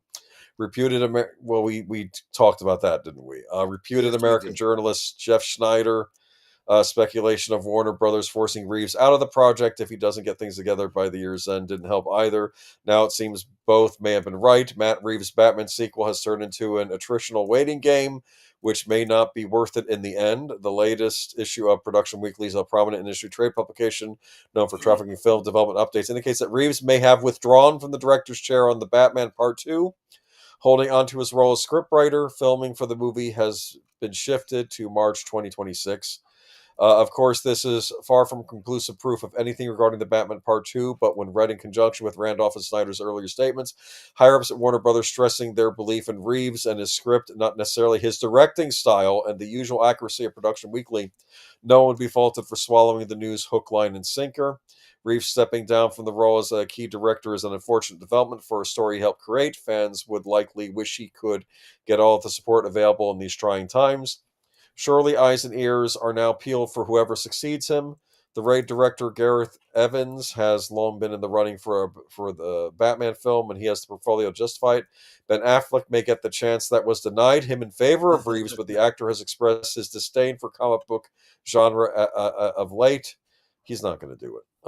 Yeah, no. And then they're the directors of HBO's The Penguin episodes, particularly Craig Zobel, who knows more than a thing or two about Reeves' world. I would pick one of them. They're already directing stuff in that world. They could probably direct the movie. I will say something else. Putting aside, because we did talk about the whole Grace Randolph thing and the belief that there was a health issue going on there and so forth. Put all that aside. It doesn't matter. You put everything together and you have a development hell situation for this movie, and you got people starting to walk away from it. It doesn't even have to be for health reasons. It's just, I need to move on and do other things. And honestly, this was an aborted concept to begin with. When you divorce it from all the rest of your DC, live action projects, it's a go nowhere prospect anyway. Well, see, I had originally thought, and I was wrong on this, that they were going to tie the Joaquin Phoenix Joker movie to this, but that didn't end up being the case because they would end up having him be the Joker in this universe, but that's not what ended up happening. Let me go into underneath his somber atmosphere is a silver lining. Sort of, the Batman Part 2 is still happening, even though it shouldn't. A mini franchise that was supposed to churn out a trilogy has now been bogged down in uncertainties and the realization that a failed sequel a la Joker Filet Adieu could not do a project's legacy. It's not too late to close the curtains on the Batman sequel. But here's the deal. Joker was a movie that didn't really need a sequel. The Batman was setting itself up for a sequel. Yes, but again, as I point out, it's a movie that shouldn't have existed in the first place. This is a movie that existed only because of contractual obligations, not because it fostered their intellectual property. I have zero faith in James Gunn, but they have ditched everything else and are going to James Gunn. They need to focus there. You can't be splitting up your franchise if you want to have any chance at any kind of success. Well, because they have to do their own Batman movie in the Gunverse. Yeah. And without any Batman villains in it? But what you got to remember is that this is Dave Zaslav. And he knows what he's talking about. Well, this was another thing. People were wanting a Penguin season 2, but that was being held up by the Batman 2. But moving on to this next article, because he is such a genius, he's got a thing or two to say. David Zaslav, declares this is the strongest HBO has ever been. Likens it to NBC in a must-see TV era. Look for maybe a talk on that in future last call. Maybe. Warner Brothers Discovery CEO David Zaslav believes this is the strongest HBO has ever been in its 53-year history, with a pop culture mojo reminiscent of NBC's must-see TV era. Speaking to Wall Street analysts on Warner Brothers Discovery's first quarter earnings call, Zaslav saluted HBO and Max content chief Casey Bloys as a generational talent, noting his senior leadership team has been together for 15 years, coming off the success of The White Lotus and the current quarter's Last of Us. Warner Brothers Discovery shareholder letter and earnings released prior to the call foregrounded HBO. When an analyst lobbied a softball over the plate, how was HBO able to turn out so many standout hits like this? Zaslav pounced. The idea of it's not how much, it's how good is something we identified, he said. We're not going to flood the zone.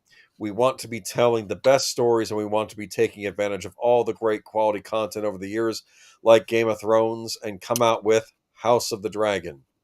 Warner Brothers Discovery ended the quarter March 31st with 122.3 million global streaming subscribers, an increase of 5.3 million over the prior quarter as it rolls out into new markets, recently launching in Australia and Turkey. Oh, you can get HBO in Turkey now. The streaming growth was offset by notable declines in the traditional business, including an 11% over-the-year drop in linear advertising. Zaslav, a one-time attorney whose climb up the media industry ladder began at NBC in 1989, said anticipation around each HBO episode drop recalled the must-see TV era of his alma mater. HBO is a different model for storytelling than Netflix, he said. Without identifying the binge release streamer by name, we do it very similar to when I was at NBC with must-see TV. Whether it's Sunday night or Thursday night or Monday night, it becomes a cultural happening. That's part of a philosophy that this company of great storytelling with a shared experience. I mean, it's a great idea. It's a great concept. I question whether or not the material is as good as he's claiming it is. I don't know what Last of Us show has fallen off a cliff in the ratings recently because they got rid of their star. Yeah. Well, Star Wars Pedro Pascal. and everyone's commenting on, they really did follow the source material very closely. But keep in mind that the source material pissed off all the fans and drove everyone away. So why would you think you would have a different reaction, to this? House of the Dragon was undermined in season 2 with a shorter season. Yeah, it didn't get. People were expecting a big battle for the finale, which was which they were building up to, and then they didn't have Which it kind ready. of undermines Zaslav's, quality over quantity. We didn't get enough quality for the less quantity you're talking about on that one. I can't speak to White Lotus. I heard it's becoming people like it, I think, but I've not seen it myself. Last of Us is an on-screen endorsement of communism. Well, Yeah. Oh yeah, I saw that scene. I'm like, see, it works. I'm like, it works real well when you got a group of survivors, trying to get by. It falls apart every time. But you know what? These people are incapable of thinking. look, This is all them, circle jerking their fantasies, and that's why people are leaving the show now.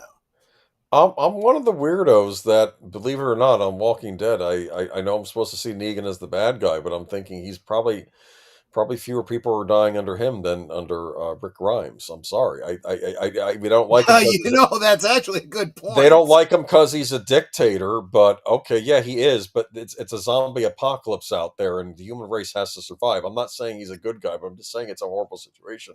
And yes, and, he even outlawed certain things, like you cannot force yourself on somebody else, if you know what I mean. In that thing, Yeah. he'll kill you outright if you do that. So there were even some rules in his Which is society.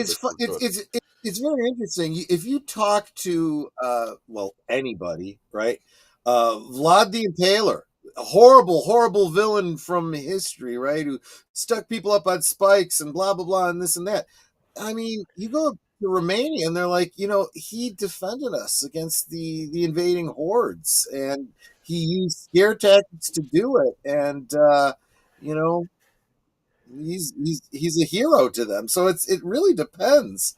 What is your perspective? You know, I don't know. In the 1600s, there was an English town in Virginia that tried a community-owned system, fell apart pretty quick. I think I heard about that. Never hear about it in today's books. yeah, no, that's exactly right. And again, remember what I just said. I'm talking about a small community of people literally trying to survive. You really do almost need to be like a People family. need incentives to work. You can encourage charity, but that's a different thing than forcibly making people give stuff up. Once you start to become complacent and you don't have to worry about where your next meal is coming from, people start to get selfish, and that will always happen, and that will always destroy your little communist utopia every single time.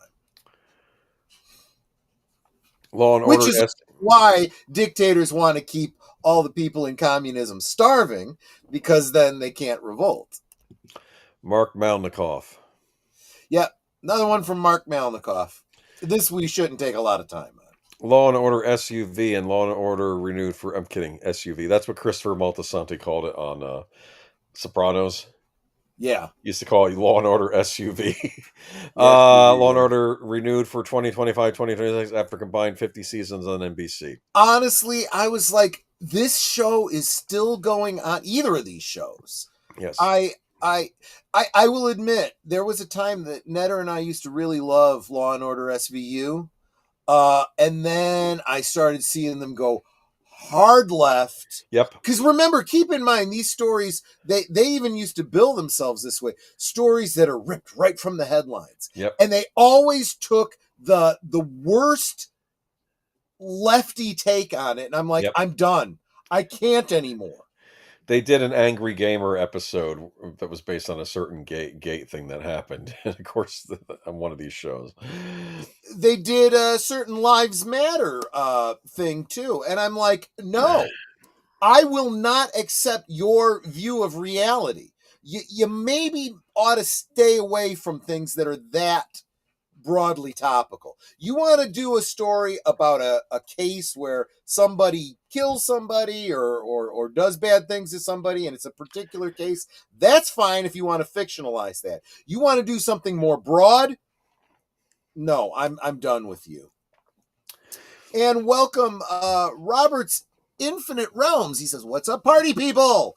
Yeah, we're coming down the back nine of this. We're just talking a little bit about. I don't know. Is anyone even still watching terrestrial television anymore? I mean, I don't know. I'd like to go back to it. I'll say this. You know what I found on Amazon? Huh? Apparently, it's getting pretty good reviews. I mean, it's not cheap either, but someone has recreated a old style boombox. Interesting.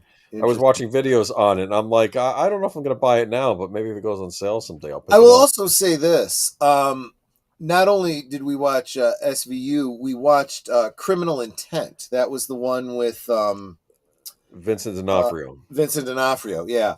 When he was on that show, that was great. After he left, it kind of fell apart and it died, and I had really no interest in Law and Order anymore. If you're a D'Onofrio fan, have you seen the movie The Salton Sea with Val Kilmer? I don't think so. I recommend it. He's one of the bad guys in that movie. He's called Pooh Bear. He's like a meth dealer. He's really scary in that movie. Yeah. And Nate too says, yeah, my wife and I used to watch all the Law and Order, but we haven't watched it in almost 5 years. It's been longer for me. Netter held out for a little bit. When I stopped watching, she continued watching a little bit on one of her streaming things. Right. And then even she got away from it. I always found it interesting, though, because I was a big fan of Homicide: Life on the Street back in the day, and it would sometimes do crossovers with Law and Order. I remember that. In fact, I think one of the characters on Homicide started being on one of the Law and Order shows. I think Much was on Law and Order for a while. He was a character. Yeah, I know that there was crossing over of these characters, but I didn't know who. Like they're the same universe, basically. Yeah. But there we go. Moving on to anime. I don't know anything about this stuff. This is all you, man. But here's what's funny, though. This week, I feel like you did all the game and anime stuff, and I did the movie stuff. I guess you're right. You're absolutely right. Yeah. Mobile Suit Gundam GQ. What the heck? That's the title. I don't know what to tell you about that. It's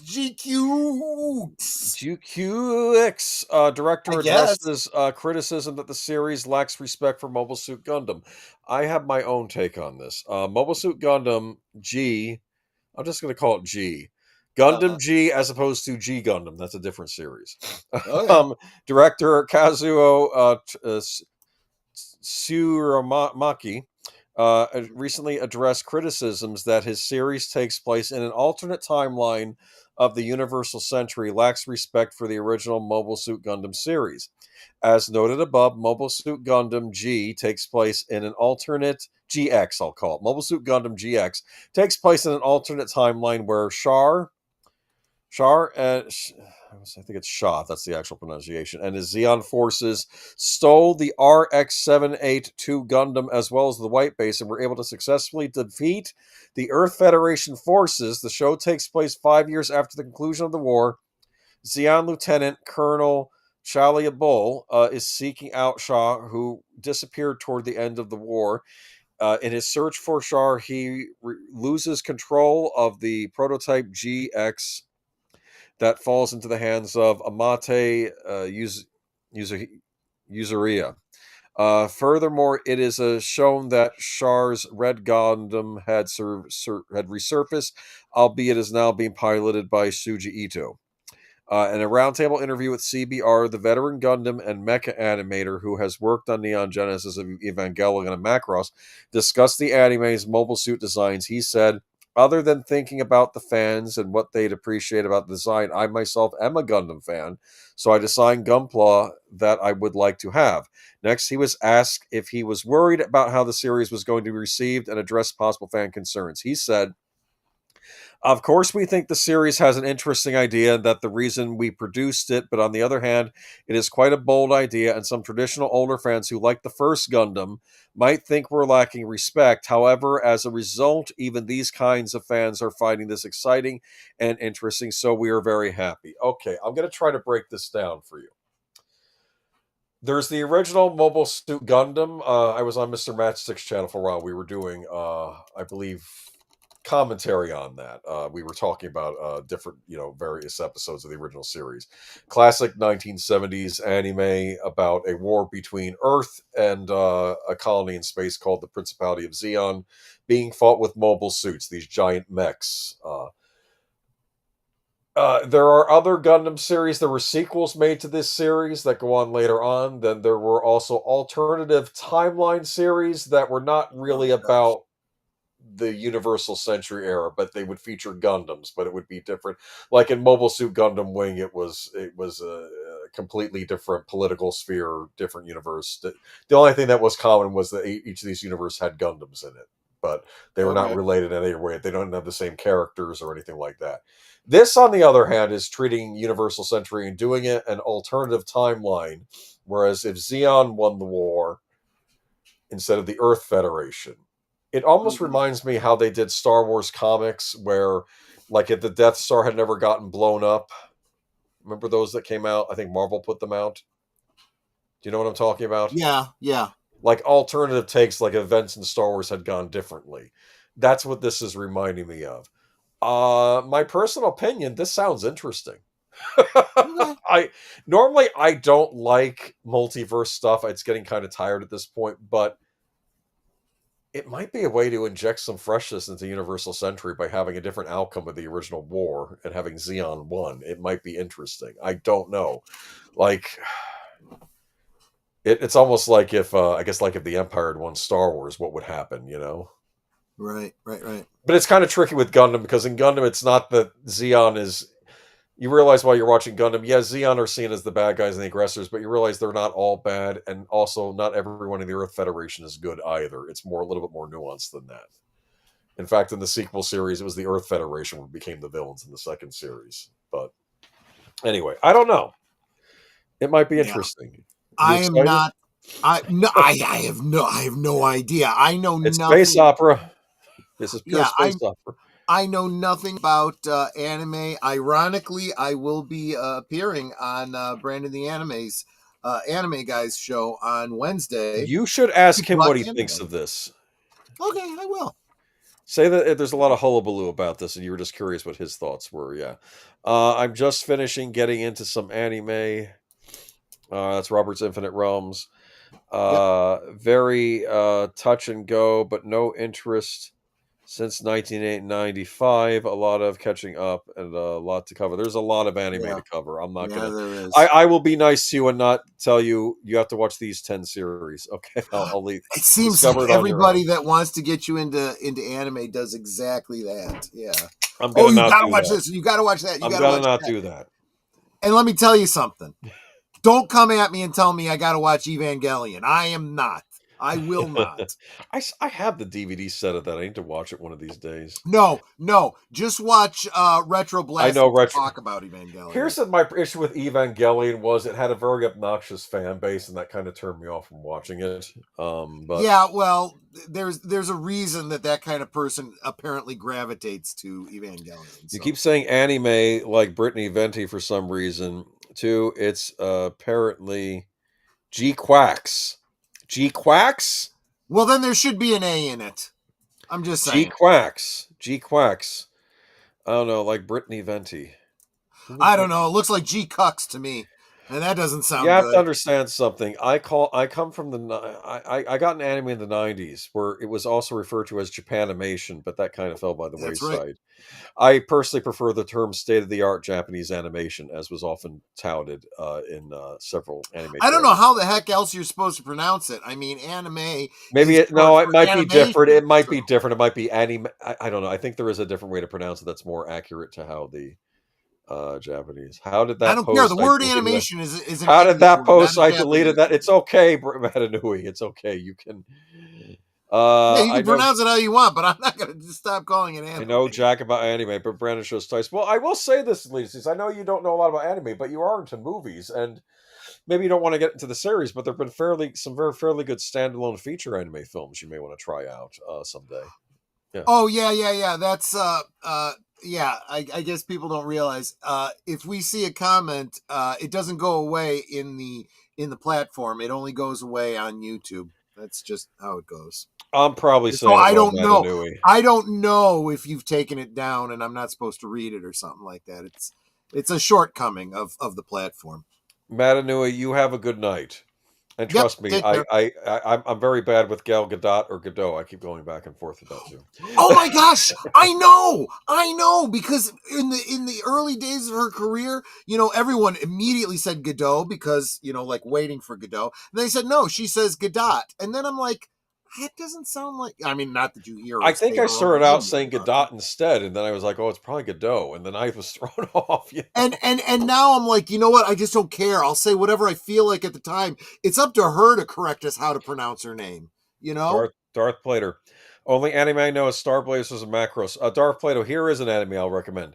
They remade Star Blazers recently in Japan. They remade the old series and it's really good. It's a redone version of the original series, but it still keeps the character aesthetic. So people look how they're supposed to look, but it's done with newer animation style. I recommend the Star Blazers remake, also known as Space Battleship in Yamato. I think they called it both. Yeah, so you should check it out. All I know is Speed Racer and Battle of the Planets. That's all I know. Oh, you saw it? Okay, yeah.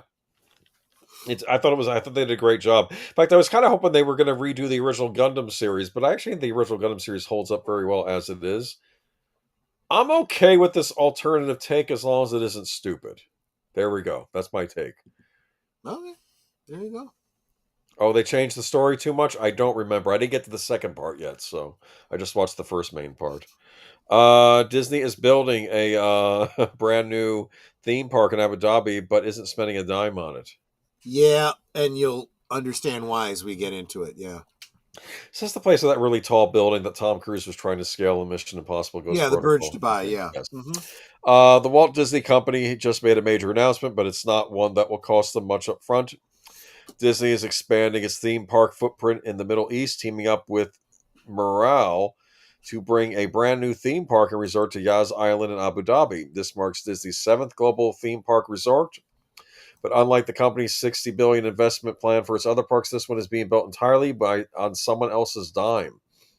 Yep. In a press release Wednesday, Disney confirmed that Morale, the entertainment firm behind Ferrari World and Warner Brothers World Abu Dhabi, will fully fund and construct the resort, while Disney Imagineers will lead the creative direction and oversee operations. This means no capital expenditure for Disney itself, just royalty once the park opens its gates. This is a thrilling moment for our company, said Disney CEO Bob Iger, as we announced plans to build an exciting Disney theme park resort in Abu Dhabi, whose culture is rich with appreciation of the arts and creativity. As our seventh theme park destination, it will rise from this land in spectacular fashion, blending contemporary architecture with cutting-edge technology to offer guests deeply immersive entertainment experiences in unique and modern ways. Iker confirmed to NBC that Imagineers are already designing the park, though no opening date or window has been revealed. The move comes on the heels of Disney reporting solid quarter two earnings, including 6% year-over-year growth in its expenses division covering parks, cruises, resorts, and consumer products.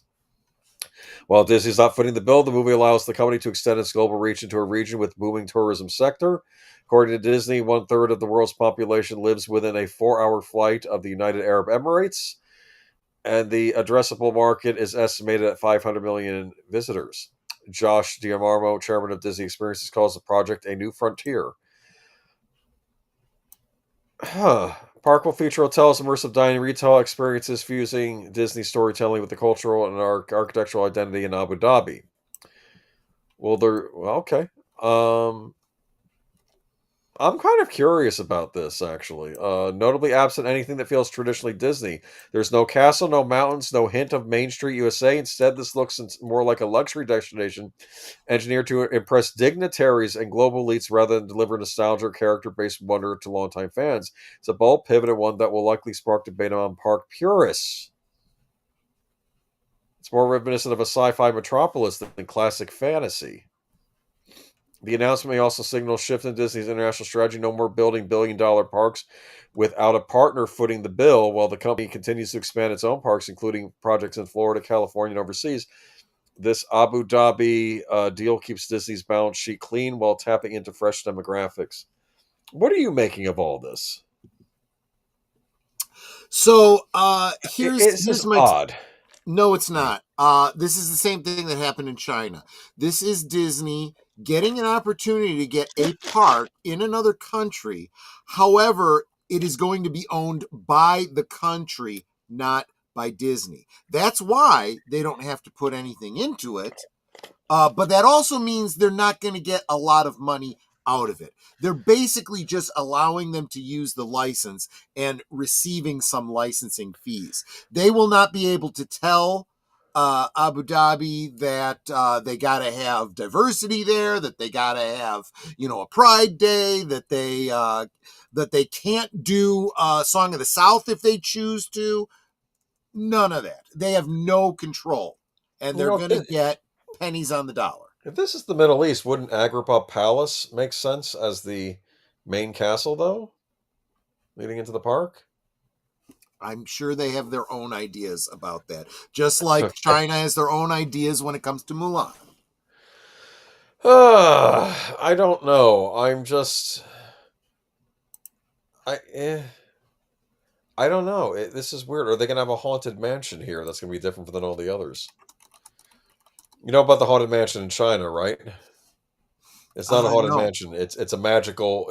They couldn't have ghosts in it or skeletons, so it's like a different experience. It's not a badly designed theme ride, but you could tell this was supposed to be. It's about a monkey that unleashes a magic something, and everything comes to life inside the house instead of it being about ghosts. Okay. It's interesting. I mean, it's no replacement for a haunted mansion, but they don't like any. They don't. You can't have skeletons in your rides in China, or in video games sold in China. You can't have skeletons. Did you know that? That's interesting. No, I didn't know that. Okay. But it's okay if you have a creepy girl crawl out of a TV. That's fine. I don't know. It may not be in China, actually, because that's Japan. Oh, no, I'm sorry. I thought you said Japan. You said China. No, Japan, they don't care about that stuff. They have skeletons all over the place. It's a Chinese thing. They don't like ghosts or skeletons and things. Yeah, they have ghosts all over the place. Like Nintendo has them in the closet. All right, moving on to Robert's Infinite Realms. It's licensing. I get it. I don't like it, but Disney has zero risk. They need money. That's what it boils down to. Yeah, they'll pimp themselves out. And people will go to Disney World, but they must have rides in this thing. Oh, is this our last story of the night? It is our last story of the night, and actually, I thought this was a nice one to end off in. You're not going to like the picture I used. Oh gosh, what? That's Alec Baldwin. Oh, you decided to use the but that would be the wrong picture because it is. This one is Ringo Starr. Yeah. So, we're gonna be doing a full Thomas the Tank Engine retrospective this Friday on this Friday's last call. Gonna go on for about 4 hours. That'd be tough because I don't know how. I don't know. I don't know anything about. I used to work in a bookstore which had a Thomas the Tank Engine train set in the children's department, and it would always get wrecked each night. It was not fun. Okay, rediscover Thomas and Friends pilot to be released. An undiscovered restored version of the pilot episode of Thomas and Friends, the animated children's steam train series narrated by Sir Ringo Starr, is set to be shown for the first time since it was filmed in 1983. Did the lips move? I'm sorry, I'm being mean. Okay, the original test episode titled Down the Mine will appear online on Friday 9th of May to coincide with the 80th anniversary of the famous Talking Tank Engine franchise. The popular character began his adventure in a book published in 1945, which was later adapted into a TV show, which ran from 1984 to 2021. The pandemic killed it off, I bet. The 40-year-old plus recording of the original pilot shot on 35mm film has been dug up and updated digitally and will be made available to view on YouTube. As a matter of fact, if you want to watch it, here is the link. Cool. Beatles drummer Sir Ringo can be heard narrating in the new footage alongside a slightly different bespoke musical arrangement of the theme song. Tuned by longtime series composer Mike O'Donnell. Ian McHugh, the series producer of the show from 2010 to 2020, told BBC Radio 4's Today program on Friday the team had stumbled across the old film cans which had been put in storage and had pieced together with great love and care. So this was lost. This was lost media, basically, right? Yep. I think For a time, yeah, exactly. I think Did you we can see lose that Boom? there's teething problems that they would not have had they not done that in the pilot. Oh, interesting. It was a very smart move to do that to make sure everything was good for when they started season 1. So obviously smoke coming from behind Thomas's faceplate, as I know that, having talked to some of the crew who worked on it, they had problems with the radio controlled devices not getting through to the actual engine builds. Okay, so this is almost like a rehearsal for the show. But I think there is sort of lovely charm and innocence about it. And I think even as a pilot, as a test piece, it still has that lovely classic timeless story to it. And the voices, everything is just so delightful. Thomas first appeared on ITV before moving into Cartoon Network, Nick Jr., Channel 5, and can now be found on Netflix. Okay. I like what Robert's Infinite Realms says. I never forgot watching Thomas the Train for Christmas. And the first time I realized George Carlin was the narrator, and I fell out of my chair laughing. that is funny. good. Alec Baldwin. Oh, he did the film George Carlin Pass. He was supposed to be in this role in the movie. Okay. Yeah. You know who else was in this movie? Peter Fonda. Are you serious? I'm being dead serious. When Ebert and Roper reviewed it, they were like, "What is going on here?" Peter Fonda's talking about like some train that's not moving, like it's his lost love. It's like would be a great performance in another movie. Here in this kid's, it's just weird. It's like you're giving these very serious, dramatic performances in a Thomas the Tank Engine movie. But that is kind of weird. That is true. Yeah. I mean, kids like it. Kids like trains, right? I mean, I don't know. And yeah, you can watch the pilot. I think Troy provided the link in the chat. My brother used to watch this show, so okay. I have seen episodes. I've actually seen episodes of it with both George Carlin and Ringo Starr. That's cool that Ringo was on it too. Okay, cool. Oh yeah. He did it for a while actually, but I don't know. It wasn't my kind of thing. It was very. How can I explain this? It was very much a kid's show, and it's one of those things that's kind of like unintentional ASMR because they wanted to keep it low-key and very relaxed so the children would, stay engaged and not get too excited and whatnot. Some of the stories were a little bit intense, to be honest, but, in that very childlike kind of way. Did they do something where two trains were going to hit each other on the same tracks, that sort of thing, or something like? I don't remember exactly, but I wouldn't be surprised if you told me that was actually a storyline. That is a possibility, and there was always, and they always found a way to, work in some sort of a morality tale into it and whatnot. And everything I saw about it was good for kids.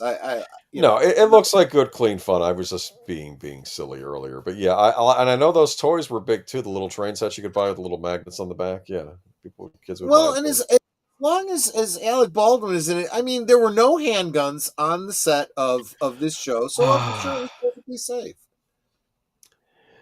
Anyway, yeah. So this was I tried to get my little one into Thomas. She's like, prefers music and her entertainment. Oh, that's interesting. She might like the Muppet Show. The old Muppet Show for sure. Yeah, I guess for kids would be a little bit dated. And then a lot of those Muppet movies are great. So yeah. Gunslinging takes over the Thomas Tank Engine after the passing of George Carlin. Yes. I suppose. I don't know. I mean, it was a big movie when it came out, and it was just odd that you had Alec Baldwin and Peter Fonda in it. But I guess that's the point. But I had no idea Peter Fonda was in it. He's like a conductor or something, or like maybe a train operator, or he's something. I don't know. Well, there you go. So that wraps up this week's stream. Yep, the Muppets work for her. Okay, that's good. That's good to know. Yeah, because they had a lot of great musical guests on the old Muppet Show. They had yes, they did. They had Debbie Harry on there once. Remember? Yes, they did. They had Gene Kelly. Yeah, it's impressive.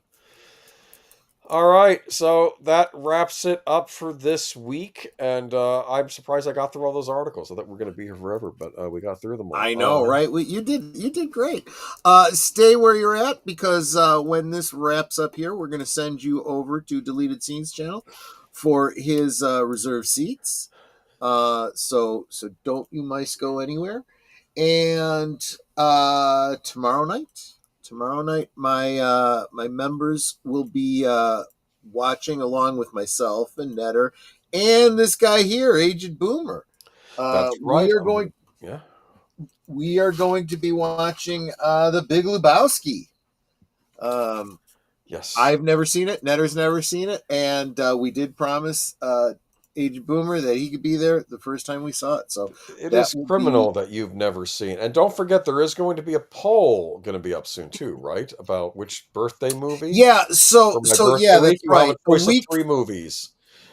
So this week I will be putting up a poll for the 19th for next week, but it is 3 movies chosen by Aged Boomer. You have to pick one of them. They all look bad, and you got to pick the least bad one. For us to watch to celebrate Aged Boomer's birthday. You know nothing. I don't. They are. They're going to be Bad Ronald, The Car, and Nightmares. But you can pick one. All right. Bad movies.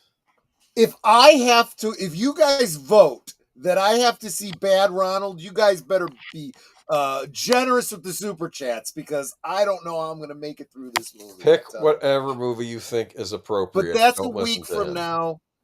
Tomorrow night is The Big Lebowski, and then Tuesday, live from Sparkwood and 21 over on Deleted Scenes, followed by the next episode of Blake 7, resolve another little cliffhanger.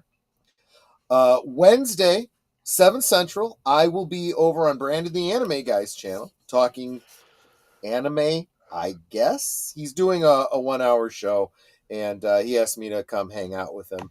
And I don't know if that's on his YouTube channel or if it's on Rumble, if it's a public stream or a member stream. I have no idea.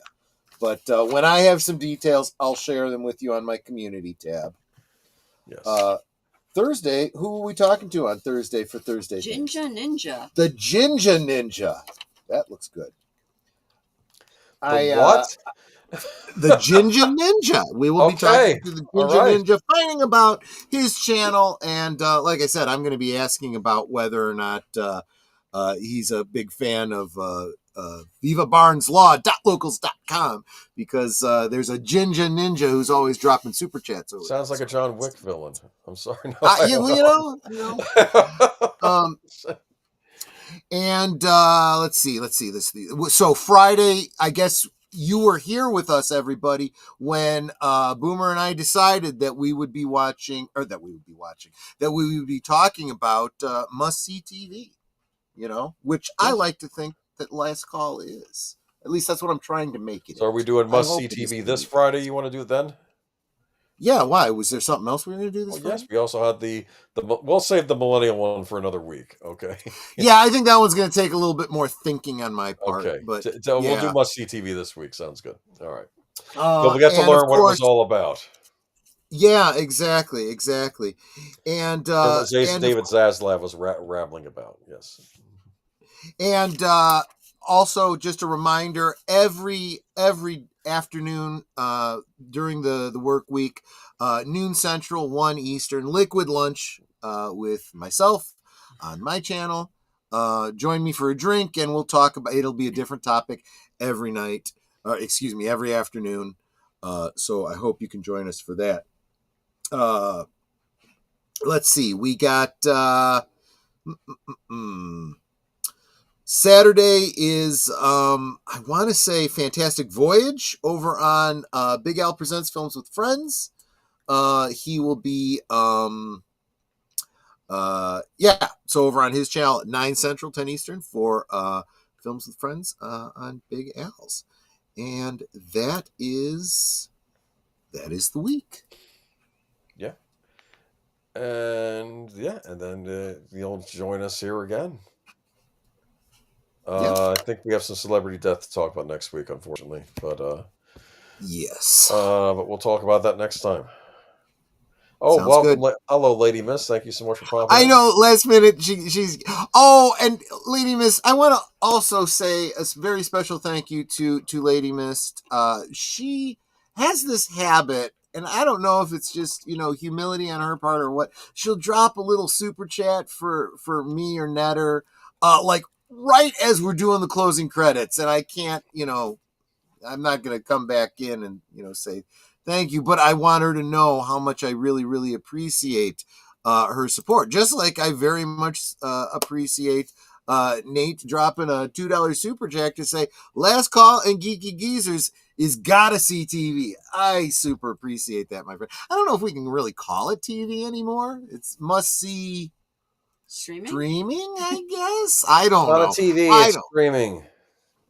I do watch it on. I mean, I put these things up on my TV, so I guess in a way it's kind of TV. But so cool.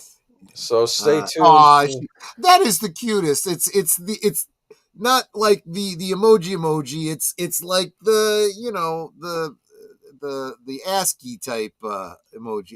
It's a smiley face that encourages me. Thank you so much. Cool. Okay.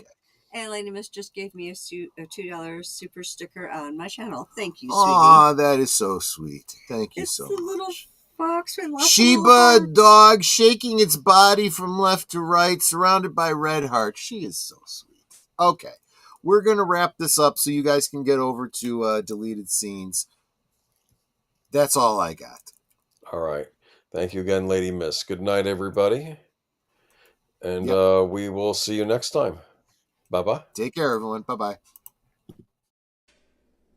Good night, ladies. Good night, sir. Hit it, sweetheart.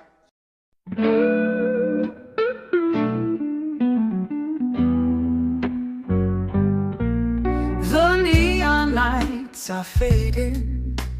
Closing time is near. Whispers in the corners, secrets shared sincere. The bartender's polishing the final glass. Time slips away like moving through the grass. Last call for alcohol, make your dreams come true. One more round, friends, for me and you. Let's toast to the night, to the stories we've spun. Here's to the laughter and to what's begun. The shadows are dancing as we linger still. Every clink of a glass, a memory to distill. Beneath this smoky haze, our feelings they unfurl. A tapestry of whispers in this corner of the world.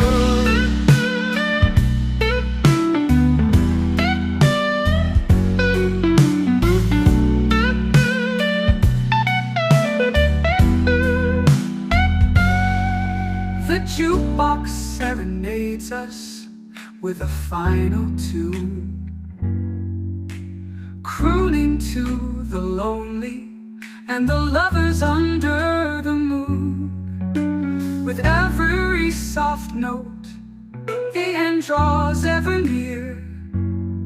But in this fleeting moment, there's nothing to fear. Last call for